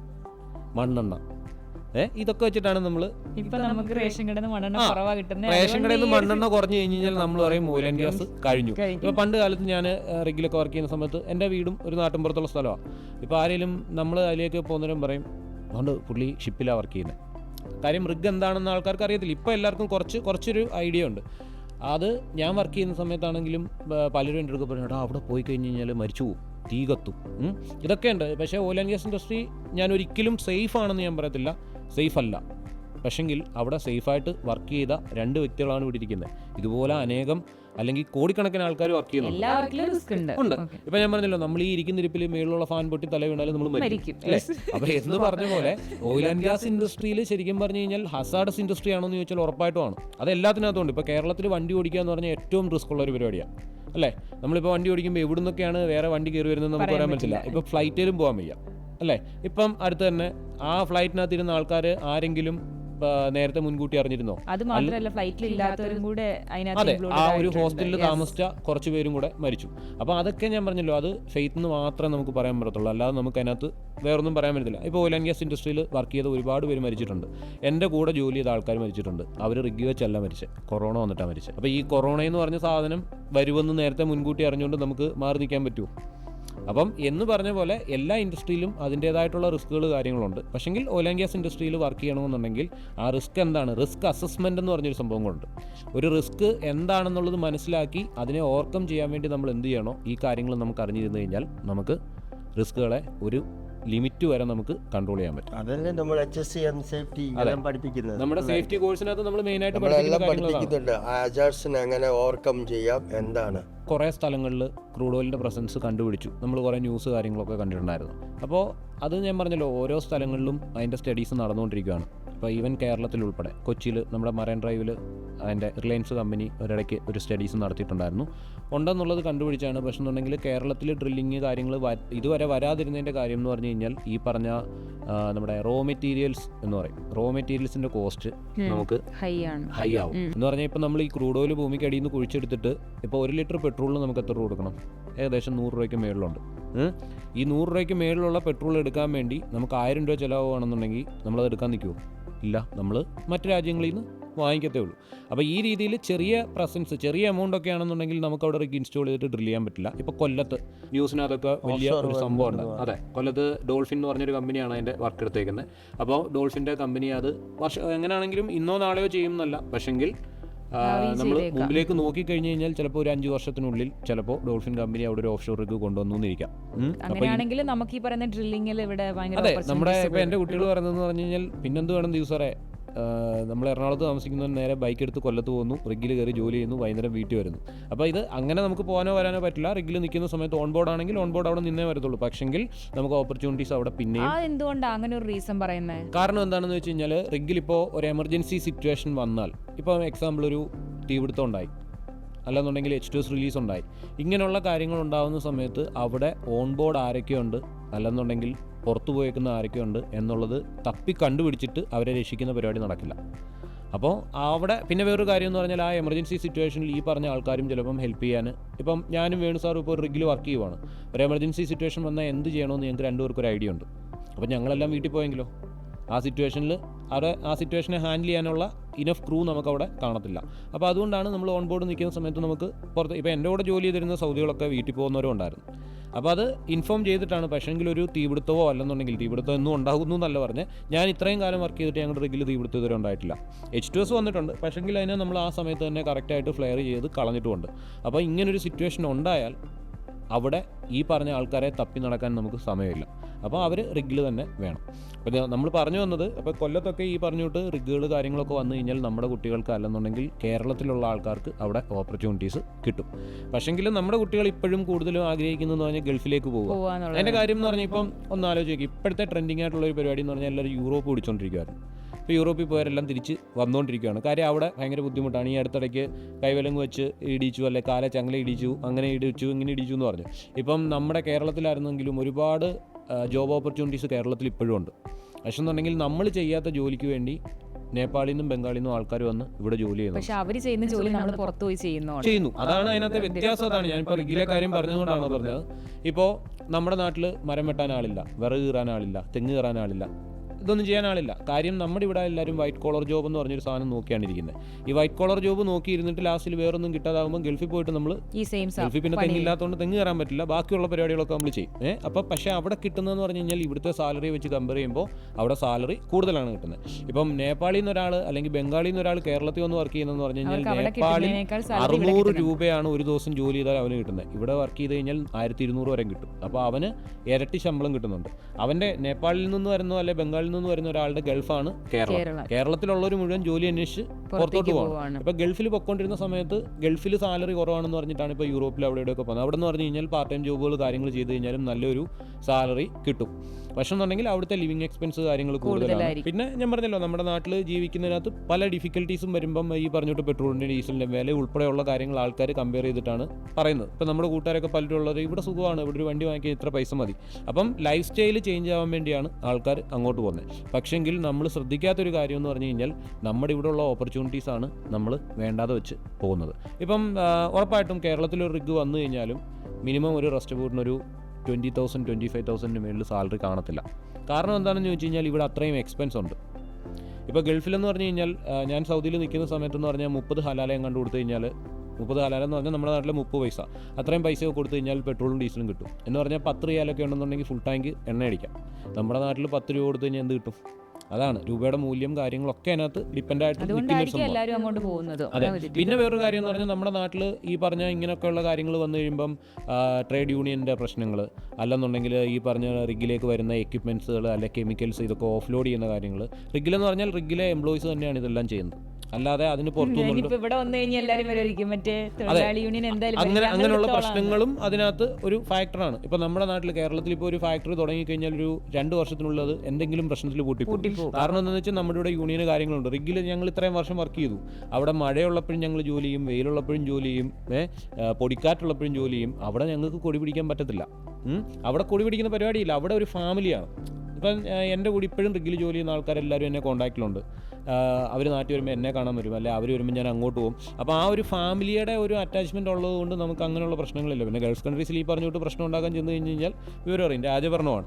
അപ്പോൾ അങ്ങനെയൊക്കെയുള്ള കുറേ കാര്യങ്ങൾ ഇതിനകത്ത് ഫാക്ടറായിട്ടുണ്ട്. അപ്പം ഭാവിയിൽ എന്താണെങ്കിലും കേരളത്തിൽ വരും, വരാം എന്നല്ല, വരും, ഉറപ്പായിട്ടും വരും. ക്രൂഡ് ഓയിലിൻ്റെ പ്രസൻസ് പല സ്ഥലങ്ങളിലുണ്ട്. എന്ന് പറഞ്ഞാൽ ഇപ്പോൾ ഇത്ര ആലോചിച്ചാൽ 2018 വെള്ളം പൊങ്ങിയില്ലേ? ആ വെള്ളം പൊങ്ങിയ സമയത്ത് എന്തൊക്കെ മരങ്ങൾ, എന്തൊക്കെ ജീവികൾ വെള്ളത്തിനടിയിൽ പോയിട്ടുണ്ട്. ഇത് കുറേ കാലം കടന്നു കഴിയുമ്പം ഇതും ഫോസിലാവും, ഇതിൻ്റെ റിമൈൻസും ഭൂമിക്കടിയിൽ കിടക്കുവാണ്. അപ്പോൾ ഇവിടെയും ക്രൂഡ് ഓയിൽ ഉണ്ടാവാം. പക്ഷെങ്കിൽ എക്സ്പെൻസ് നോക്കുമ്പോൾ ഇതെടുക്കുന്നതിനെക്കാട്ടിലും നല്ലത് നമ്മൾ പുറത്തുനിന്ന് വാങ്ങിക്കുന്നതാണെന്നുണ്ടെങ്കിൽ നമ്മൾ പുറത്തുനിന്ന് വാങ്ങിച്ചുകൊണ്ടിരിക്കും. പക്ഷേ വലിയൊരു എമൗണ്ട് നമുക്ക് കിട്ടിക്കഴിഞ്ഞാൽ നമ്മൾ ഉറപ്പായിട്ടും ഡ്രില്ല് ചെയ്യും. ഇതുപോലെ തന്നെയാണ് ഗൾഫ് കൺട്രീസിലും അല്ലെങ്കിൽ കടലിനകത്തും ക്രൂഡ് ഓയിലുള്ള സ്ഥലങ്ങൾ കണ്ടുപിടിച്ചിട്ട് ഡ്രില്ലിങ് നടന്നുകൊണ്ടിരിക്കും. അങ്ങനെ വരുവാണെങ്കിൽ നമ്മൾ കുറച്ചുകൂടി ഡെവലപ്ഡ് ആവില്ല. ഇപ്പോൾ കേരളത്തിലാണെങ്കിലും ഉറപ്പായിട്ടും ആവും. ഇപ്പം കഴിഞ്ഞ ഒരു ആർട്ടിക്കിളിന് അദ്ദേഹം വായിച്ചാണ് അട്നോക്കിൽ 140ഓളം റിഗുകളാണ് 2028 സ്റ്റാർട്ട് ചെയ്യാൻ പോകുന്നത്. എന്ന് പറഞ്ഞു കഴിഞ്ഞാൽ 140 റിഗ് എന്ന് പറയുമ്പോൾ 140 റിഗിന് വർക്ക് ചെയ്യാനുള്ള ക്രൂഡ് ഓയിലുള്ള ഏരിയാസ് അവർ കണ്ടുപിടിച്ചുകൊണ്ടാണ് അവരത് അനൗൺസ് ചെയ്തേക്കുന്നത്. അപ്പോൾ അത്രയും ഓപ്പർച്യൂണിറ്റീസാണ് 2028 ദുബായ് എന്ന് പറഞ്ഞ സ്ഥലം, അല്ലെ അബുദാബി എന്ന് പറഞ്ഞ സ്ഥലം മാത്രം എക്സ്പെക്ട് ചെയ്യുന്നത്.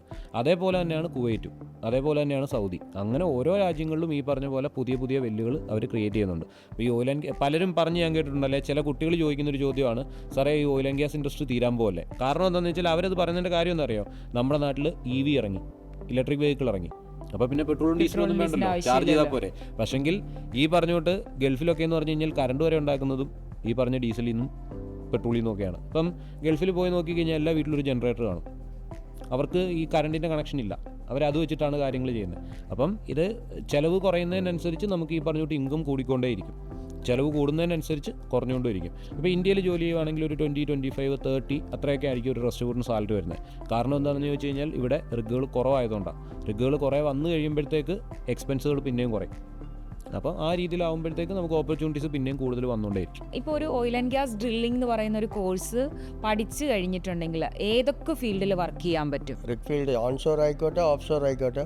എൻട്രി ജോബ് റെസ്റ്റോർട്ട്, പിന്നെ ഫ്ലോർമാൻ, ഡെറിക് മാൻ, അസിസ്റ്റന്റ് ഡ്രില്ലർ, ഇങ്ങനെ. അത് അസിസ്റ്റന്റ് ഡ്രില്ലർ പിന്നെ ഒരു എക്സാം എഴുതണം. സാർ പറഞ്ഞ പോലെ IADCയുടെ ഒരു എക്സാം, വെൽ ക്യാപ്പ് എന്ന് പറഞ്ഞൊരു എക്സാം ഉണ്ട്. അത് പഠിച്ച് എഴുതി കഴിഞ്ഞിട്ട് പിന്നെ അയാൾ ഡ്രില്ലറാകാൻ പറ്റും. ഇതാണ് ആക്ച്വലി. റിഗിൽ 2 ടീമുണ്ട്, ഒന്ന് ഡ്രില്ലിംഗ് ക്രൂ, ഒന്ന് മെയിൻ്റനൻസ് ക്രൂ. അപ്പോൾ മെയിൻ്റനൻസ് ക്രൂവിലും ഈ റെസ്റ്റോബോട്ട് പോലെ ഒരാൾ കാണും, മനസ്സിലായോ? Motorman, assistant mechanic, senior mechanic, chief mechanic, maintenance supervisor. ഈ കാറ്റഗറിയിൽ ഇങ്ങനെ വരാം. നമ്മളുടെ കഴിവനുസരിച്ച് നമുക്ക് പ്രൊമോഷൻ പോയി നമ്മൾ കൂടെ ഇനിഷ്യേറ്റ് എടുക്കണം. എന്നാലേ ഇത് കിട്ടുള്ളൂ. ചുമ്മാ വെറുതെ ഒരു വാരി തരത്തില്ല. നമ്മളും കൂടെ അതിൽ ഇൻട്രസ്റ്റ്. അതേപോലെ പ്രൊമോഷൻ ആകുന്നതോറും നമുക്ക് സാലറി കൂടിക്കൊണ്ടിരിക്കും. ലാസ്റ്റ് നമ്മുടെ കാലിബർ അവിടെ വരെ നിൽക്കും. അപ്പോഴേക്കും എൻ്റെ ഏജായി ഇനി ഞാൻ പോകണമെങ്കിൽ മെയിൻ്റനൻസ് സൂപ്പർവൈസറായിട്ട് പോകണം. അപ്പോഴേക്കും ഞാൻ ഏജ് എൻ്റെ ആയി. അപ്പോൾ എത്ര ഏജ് വരെ വർക്ക് ചെയ്യാം മാക്സിമം? മാക്സിമം 60, 55, 60 വരെയൊക്കെ വർക്ക് ചെയ്യാം. അത്രേ ഉള്ളൂ. ഇപ്പോൾ ഇതിൽ സാറ് പറഞ്ഞ പോലെ തന്നെ ഡ്രില്ലിംഗ് ക്രൂവിലാണെന്നുണ്ടെങ്കിൽ നമുക്ക് ഈ പറഞ്ഞോട്ട് റസ്റ്റ് ബോട്ട്, ഫ്ലോർമാൻ എന്ന് പറഞ്ഞാൽ ഇപ്പോൾ പുതിയതായിട്ട് വരുന്ന കുട്ടികൾക്ക് റസ്റ്റ് ബോട്ടായിട്ടാണ് കയറാൻ പറ്റുന്നത്. ഫ്ലോർമാനായിട്ട് വേണമെന്നുണ്ടെങ്കിൽ നമുക്ക് ഫ്രഷറായിട്ടുള്ള ഒരാൾക്ക് കയറാൻ പ്രോപ്പറായിട്ടുള്ള ട്രെയിനിങ്ങും അല്ലെങ്കിൽ ഇൻ്റർവ്യൂ പ്രോപ്പറായിട്ട് പ്രസൻറ്റ് ചെയ്ത് കഴിഞ്ഞാൽ ഡയറക്റ്റ് ഫ്ലോർമാനായിട്ട് കയറാൻ പറ്റുന്ന ആൾക്കാരുണ്ട്. അത് ഡ്രില്ലിംഗ് ക്രൂവിൻ്റെ കാര്യമാണ് പറഞ്ഞത്. പിന്നെ മെയിൻ്റനൻസ് ക്രൂവിനെ ശരിക്കും പറഞ്ഞാൽ നമ്മൾ രണ്ടായിട്ട് പിന്നെയും ഡിവൈഡ് ചെയ്യുന്നുണ്ട്. മെയിൻ്റനൻസ് ക്രൂവിനകത്ത് വരുന്നതെന്ന് പറഞ്ഞാൽ മെക്കാനിക്കൽ ഡിപ്പാർട്ട്മെൻറ്റും വരുന്നുണ്ട്, ഇലക്ട്രിക്കൽ ഡിപ്പാർട്ട്മെൻറ്റും വരുന്നുണ്ട്. അപ്പോൾ സാറ് പറഞ്ഞ പോലെ ഈ റസ്റ്റ് ബോട്ട് എന്ന് പറഞ്ഞ ഡ്രില്ലിംഗ് ക്രൂവിൻ്റെ കാറ്റഗറി പോലെ തന്നെ മെക്കാനിക്കൽ ക്രൂവിൽ വരുന്നതാണ് അസിസ്റ്റൻറ്റ് മെക്കാനിക് അല്ലെങ്കിൽ മെക്കാനിക്കൽ ഹെൽപ്പർ എന്ന് പറഞ്ഞൊരു കാറ്റഗറി. ഇലക്ട്രിക്കലിൽ വരുന്നതാണ് അസിസ്റ്റൻറ്റ് ഇലക്ട്രീഷ്യൻ അല്ലെങ്കിൽ ഇലക്ട്രിക്കൽ ഹെൽപ്പർ എന്ന് പറഞ്ഞൊരു കാറ്റഗറി. അപ്പോൾ അവർ ശരിക്കും പറഞ്ഞു കഴിഞ്ഞാൽ ഡ്രില്ലിംഗ് ക്രൂവിൽ റസ്റ്റ് ബോട്ട് എന്താണോ ചെയ്യുന്നത് അതേപോലെ തന്നെ മെക്കാനിക്കൽ ക്രൂവിൽ അസിസ്റ്റൻറ്റ് മെക്കാനിക് ആയിരിക്കും ചെയ്യുന്നത്. എന്ന് പറഞ്ഞാൽ ഇപ്പോൾ ഡ്രില്ലിംഗ് ക്രൂവിലും നമ്മൾ ഒരു ഇതായിട്ട് റസ്റ്റ് ബോട്ടായിട്ട് കയറുകയാണെന്നുണ്ടെങ്കിൽ നമുക്ക് ജനറൽ ക്ലീനിങ്, മെയിൻ്റനൻസ്, പെയിൻറ്റിങ് ഇങ്ങനെയുള്ള കാര്യങ്ങളായിരിക്കും വരുന്നത്. ഒരു അസിസ്റ്റൻറ്റ് മെക്കാനിക് ആണെന്നുണ്ടെങ്കിൽ അവന് എഞ്ചിൻ റൂം ക്ലീൻ ചെയ്യുക, അല്ലെന്നുണ്ടെങ്കിൽ എഞ്ചിനിൽ നിന്ന് ഓയിൽ ലീക്ക് ചെയ്ത് കഴിഞ്ഞാൽ അത് ക്ലീൻ ചെയ്യുക, അല്ലെന്നുണ്ടെങ്കിൽ എഞ്ചിൻ്റെ സറൗണ്ടിങ്സിലുള്ള ഏരിയ ക്ലീൻ ചെയ്യുക, പമ്പുകൾ ക്ലീൻ ചെയ്യുക, അല്ലെങ്കിൽ ഗ്രീസ് ചെയ്യുക, ഓയിൽ ലെവൽ നോക്കുക, ഇങ്ങനെയുള്ള കാര്യങ്ങളായിരിക്കും വരുന്നത്. ഇലക്ട്രിക്കൽ സൈഡ് ആണെന്നുണ്ടെങ്കിൽ അവന് വരുന്ന PCR എന്ന് പറഞ്ഞ റൂമാണ്. PCR അല്ലെ SCR എന്ന് പറയും. ആ റൂമിൻ്റെ കാര്യങ്ങൾ നോക്കുക. അല്ലെന്നുണ്ടെങ്കിൽ ഇപ്പോൾ ഈ പറഞ്ഞ പോലെ കുറേ ലൈറ്റുകൾ വേണം റിഗിൽ. ഈ ലൈറ്റുകളുടെയൊക്കെ ഇപ്പോൾ മേളിൽ അഴുക്ക് കാര്യങ്ങളൊക്കെ ഉണ്ടെന്നുണ്ടെങ്കിൽ അത് ഈ പറഞ്ഞ WD-40 എന്ന് പറഞ്ഞൊരു സൊല്യൂഷൻ ഉണ്ട്, അതൊക്കെ അടിച്ചിട്ട് ക്ലീൻ ചെയ്യുക. എന്ന് പറഞ്ഞാൽ ആ റിഗിലെ ബേസിക് ആയിട്ടുള്ള കാര്യങ്ങൾ അല്ലെങ്കിൽ ക്ലീനിങ് ജോബുകൾ മുഴുവൻ ചെയ്യേണ്ടത് അവരായിരിക്കും. അപ്പോൾ ആ ഒരു കാറ്റഗറിയിൽ അവർ വർക്ക് ചെയ്ത് ഈ പറഞ്ഞിട്ട് എഞ്ചിൻ്റെ മെയിൻ്റനൻസ് കാര്യങ്ങൾ, ക്ലീനിങ് ഒക്കെ ചെയ്ത് കാര്യങ്ങൾ പഠിച്ച് കഴിയുമ്പോഴത്തേക്ക് അവനടുത്ത് പ്രൊമോഷൻ കിട്ടും ആസ് എ റിഗ് മെക്കാനിക് എന്നുള്ള രീതിയിൽ. ആ റിഗ് മെക്കാനിക്കായിട്ട് ചില റിഗുകളിൽ റിഗ് മെക്കാനിക് ഉണ്ട്, സീനിയർ മെക്കാനിക് ഉണ്ട്, അത് കഴിഞ്ഞിട്ടായിരിക്കും ചീഫ് മെക്കാനിക് എന്ന് പറഞ്ഞൊരു കാറ്റഗറി വരുന്നത്. അപ്പോൾ റിഗ് മെക്കാനിക്കായിട്ട് അവനൊരു 1 year വർക്ക് ചെയ്ത് കഴിഞ്ഞപ്പോഴത്തേക്ക് അവന് അത്യാവശ്യം നോളജായി, വർക്കുകൾ ചെയ്യാൻ ഉള്ള ഐഡിയ കിട്ടിക്കഴിഞ്ഞ് കഴിഞ്ഞാൽ അവനെ സീനിയർ മെക്കാനിക്കായിട്ട് പ്രൊമോട്ട് ചെയ്യും. ഇപ്പം ഞാൻ വർക്ക് ചെയ്തിടത്തെന്ന് പറഞ്ഞു കഴിഞ്ഞാൽ മെക്കാനിക്കും ചീഫ് മെക്കാനിക്കും മാത്രമേ ഉള്ളൂ. പിന്നെ അതിന് മുകളിലേക്ക് മെക്കാനിക്കൽ സൂപ്പർവൈസർ എന്ന് പറഞ്ഞ കാറ്റഗറിയാണ്. അപ്പോൾ ആ ഒരു രീതിയിൽ നമുക്ക് പ്രൊമോഷൻ കിട്ടിയിട്ട് മെക്കാനിക്കൽ സൈഡിൽ വേണമെങ്കിൽ അങ്ങനെ പോകാം. ഇലക്ട്രിക്കൽ സൈഡ് ആണെന്നുണ്ടെങ്കിൽ നമുക്ക് അസിസ്റ്റൻറ്റ് ഇലക്ട്രീഷ്യൻ, അത് കഴിഞ്ഞ് റിഗ് ഇലക്ട്രീഷ്യൻ, ചീഫ് ഇലക്ട്രീഷ്യൻ എന്നുള്ള കാറ്റഗറിയിൽ, പിന്നെ ഇലക്ട്രിക്കൽ സൂപ്പർവൈസർ, അങ്ങനെ ഓരോ കാറ്റഗറിയിലേക്ക് നമുക്ക് പോകാൻ പറ്റും. പിന്നെ സാറ് പറഞ്ഞ പോലെ വെൽക്യാപ്പിൻ്റെ എക്സാം ഒക്കെ എഴുതി കഴിഞ്ഞാൽ ഡ്രില്ലിങ്ങിലാണെന്നുണ്ടെങ്കിൽ നമ്മൾ റസ്റ്റ് ബോട്ട്, ഫ്ലോർമാൻ, ഡെറിക്മാൻ ആയി കഴിഞ്ഞ് AD ആവണമെന്നുണ്ടെങ്കിൽ IADCയുടെ ഒരു സർട്ടിഫിക്കറ്റ് മാൻഡേറ്ററി ആണ്. അത് കഴിഞ്ഞ് കഴിഞ്ഞാൽ ഡ്രില്ലർ ആവണമെന്നുണ്ടെങ്കിൽ അടുത്തൊരു സർട്ടിഫിക്കേഷൻ വെൽക്യാപ്പ് എന്ന് പറഞ്ഞ സംഭവമുണ്ട്, അത് ചെയ്യണം. അത് കഴിഞ്ഞാൽ നൈറ്റ് ടൂൾ പുഷർ. ഈ ടൂൾ പുഷർ എന്ന് പറഞ്ഞ കാറ്റഗറിയിൽ നിന്ന് അടുത്തത് റിഗ് മാനേജർ എന്ന് പറഞ്ഞൊരു കാറ്റഗറിയാണ്. അത് കഴിഞ്ഞ് കഴിഞ്ഞാൽ നമ്മുടെ പേരൻറ്റ് കമ്പനിയുടെ എക്സാം എഴുതിയിട്ട് വേണമെന്നുണ്ടെങ്കിൽ നമുക്ക് അവിടെ ജോയിൻ ചെയ്യാം. ഇപ്പോൾ എക്സാമ്പിൾ പറയാനാണെങ്കിൽ ഞാൻ വർക്ക് ചെയ്തുകൊണ്ടിരുന്ന സൈപ്പം എന്ന് പറഞ്ഞ കമ്പനിയിലാണ്. ആ സൈപ്പത്തിൽ നിന്നുകൊണ്ട് തന്നെ നമുക്ക് വേണമെങ്കിൽ അരാംകോയുടെ ടെസ്റ്റ് എഴുതാം. ഇപ്പോൾ സാറ് പറഞ്ഞ ADC, അറേബ്യൻ ഡ്രില്ലിംഗ് കമ്പനി, അതും ഈ സൈപ്പം പോലൊരു കമ്പനിയാണ്. അപ്പോൾ ADCയിൽ നിന്നുകൊണ്ട് തന്നെ നമുക്ക് അരാംകോയുടെ ടെസ്റ്റ് എഴുതിയിട്ട് ഡയറക്റ്റ് അങ്ങനെ കയറാൻ പറ്റും. അപ്പോൾ അതൊക്കെ നമ്മളുടെ മാത്രം കഴിവാണ്. ഇപ്പം റസ്റ്റ് ബൂട്ടായിട്ട് നിന്നിട്ട് 5 വർഷം കഴിഞ്ഞിട്ടും പ്രൊമോഷൻ കിട്ടാത്ത ആൾക്കാരുണ്ട്. കാരണം എന്താണെന്ന് വെച്ചാൽ ഇങ്ങോട്ട് വിളിക്കുമ്പോൾ അങ്ങോട്ട് പോകും, ആ പണി പറയുമ്പോൾ ഈ പണി ചെയ്യത്തില്ല. അങ്ങനെയുള്ള ആൾക്കാരാണെന്നുണ്ടെങ്കിൽ പ്രൊമോഷൻ കിട്ടാൻ ബുദ്ധിമുട്ടായിരിക്കും. കാര്യം പ്രൊമോഷൻ കൊടുത്താൽ അവൻ വർക്ക് ചെയ്യും എന്നുള്ളൊരു ഉറപ്പുണ്ടെങ്കിൽ മാത്രമേ നമുക്കത് കൊടുക്കാൻ പറ്റുള്ളൂ. പിന്നെ സേഫ്റ്റി, അതാണ് ഏറ്റവും നമ്മൾ എല്ലാ വർക്കിനകത്തും ഇപ്പോൾ ഈ പറഞ്ഞുകൊണ്ട് റസ്റ്റ് ബൂട്ടായിട്ട് ജോലി ചെയ്യുന്ന ഒരാളെ ഫ്ലോർമാനായിട്ട് പ്രൊമോട്ട് ചെയ്ത് കഴിഞ്ഞാൽ റിഗ് ഫ്ലോറിൽ എന്ന് പറഞ്ഞു കഴിഞ്ഞാൽ 4 ഫ്ലോർമാന്മാരാണ് വർക്ക് ചെയ്യുന്നത്. ഈ 4 ഫ്ലോർമാനകത്ത് നമ്മൾ ഈ കയറ്റി വിട്ടേക്കുന്ന ഒരാൾക്ക് പണി അറിയത്തില്ലെങ്കിൽ ബാക്കി 3 പേരുടെയും ലൈഫ് ഡേഞ്ചറിലാണ്. കാരണം എന്താണെന്ന് വെച്ച് കഴിഞ്ഞാൽ അവൻ എന്തെങ്കിലും ഒരു മിസ്റ്റേക്ക് ചെയ്ത് കഴിഞ്ഞാലും ഈ 3 പേരും കൂടെ ആയിരിക്കും ചിലപ്പം സഫർ ചെയ്യുന്നത്. അപ്പോൾ ആ ഒരു രീതിയിലായതുകൊണ്ട് തന്നെ നമ്മളിപ്പോൾ ഈ പറഞ്ഞ പോലെ 4 പേരും ഒരേപോലെ, ഇത്രയും ആലോചിച്ചാൽ മതി. നമ്മളൊരു സ്റ്റേജിൽ ഗ്രൂപ്പ് ഡാൻസ് കളിക്കുന്നു. ആ ഡാൻസ് കളിക്കുന്നതിനകത്ത് ഒരാൾക്ക് ഡാൻസിനെ കുറിച്ചൊരു ഐഡിയ ഇല്ല, ബാക്കി 3 പേരും പ്രോപ്പറായിട്ട് കളിക്കുന്നുണ്ട്. ഇപ്പോൾ ഈ പറഞ്ഞിട്ട് അവരൊരു റൗണ്ട് കറങ്ങിച്ചെന്ന് കൈകൊണ്ടടിക്കുന്നൊരു സിറ്റുവേഷനാണ്. ഇയാൾക്ക് എപ്പോഴാണ് കൈകൊണ്ടടിക്കേണ്ടതെന്ന് അറിയത്തില്ലെന്നുണ്ടെങ്കിൽ അവിടെ പണിയായി. അപ്പോൾ അതുപോലെ തന്നെയാണ് ഡ്രിൽ പൈപ്പിൻ്റെ കണക്ഷൻസ് കാര്യങ്ങളൊക്കെ ചെയ്യുന്ന സമയത്തും നമ്മൾ നിൽക്കേണ്ട കുറേ പൊസിഷൻസ് ഉണ്ട്. എന്ന് പറഞ്ഞാൽ നമ്മൾ റെഡ് സോൺ എന്ന് പറയും. റെഡ് സോൺ എന്ന് പറഞ്ഞു കഴിഞ്ഞാൽ ആ സ്ഥലത്ത് നമ്മൾ നിന്നാൽ എപ്പോൾ വേണമെങ്കിലും ഒരു ആക്സിഡൻറ്റ് ഉണ്ടാവും. അപ്പോൾ ആ റെഡ് സോണിലാണ് അവൻ നിൽക്കുന്നതെന്നുണ്ടെങ്കിൽ അവൻ്റെ തെറ്റുകൊണ്ട് ആവണമെന്നില്ല, ചിലപ്പം അവൻ ആക്സിഡൻറ്റ് ഉണ്ടാവാം. അപ്പോൾ ഈ കാര്യങ്ങൾ പഠിച്ചിട്ട് വേണം നമ്മൾ മേളിലേക്ക് പ്രൊമോട്ടായിപ്പോൾ. റിഗിൽ ഇത്രയും നാൾ എക്സ്പീരിയൻസ് ഉള്ള ഇപ്പോൾ ഫാക്കൽറ്റീസ് ആയിട്ട് വർക്ക് ചെയ്യുന്ന ആരോ വിങ്സിലെ 2 പേരാണ് നമ്മുടെ ഇവിടെ ഉണ്ടായിരുന്നത്. അപ്പം rig, oil and gas drilling പോലൊരു ഫീൽഡിനെ കുറിച്ച് ഡൗട്ട്സും കാര്യങ്ങളും ഒക്കെ എല്ലാവർക്കും ഉണ്ടായിരിക്കാം. അപ്പോൾ ഈ ഒരു വീഡിയോയിൽ അത് കംപ്ലീറ്റ് ആയിട്ട് മാറും എന്ന് തന്നെയാണ് നമ്മൾ വിചാരിക്കുന്നത്, അല്ലേ സാർ? നമ്മൾ ഒട്ടുമിക്ക എല്ലാ കാര്യങ്ങളും കവർ ചെയ്തിട്ടുണ്ട് ഇതിനകത്ത്. അതെ, വേണു സാർ ആണെങ്കിലും ദീപു സാർ ആണെങ്കിലും വളരെ ഡീപ്പായിട്ട് കാര്യങ്ങളൊക്കെ പറഞ്ഞു തന്നു. അപ്പോൾ ഇതുപോലെ ഓയിൽ ആൻഡ് ഗ്യാസ് ഡ്രില്ലിങ്ങിൻ്റെ മാത്രമല്ല നമ്മുടെ ഇവിടെ ബാക്കിയുള്ള കോഴ്സുകളെ കുറിച്ചാണെങ്കിൽ പോലും എന്തെങ്കിലും ഡൗട്ട്സോ കാര്യങ്ങളോ നിങ്ങൾക്ക് ഉണ്ടെന്നുണ്ടെങ്കിൽ നമ്മുടെ ആരോ വിങ്സിൻ്റെ പേജിൽ ഡയറക്റ്റ് നിങ്ങൾക്ക് കോൺടാക്ട് ചെയ്യാം. ഇതുപോലുള്ള നല്ല ഇൻഫോർമേറ്റീവ് വീഡിയോസിനായിട്ട് ഈ പേജ് ഒന്ന് ഫോളോ ചെയ്തോളൂ. Thank you.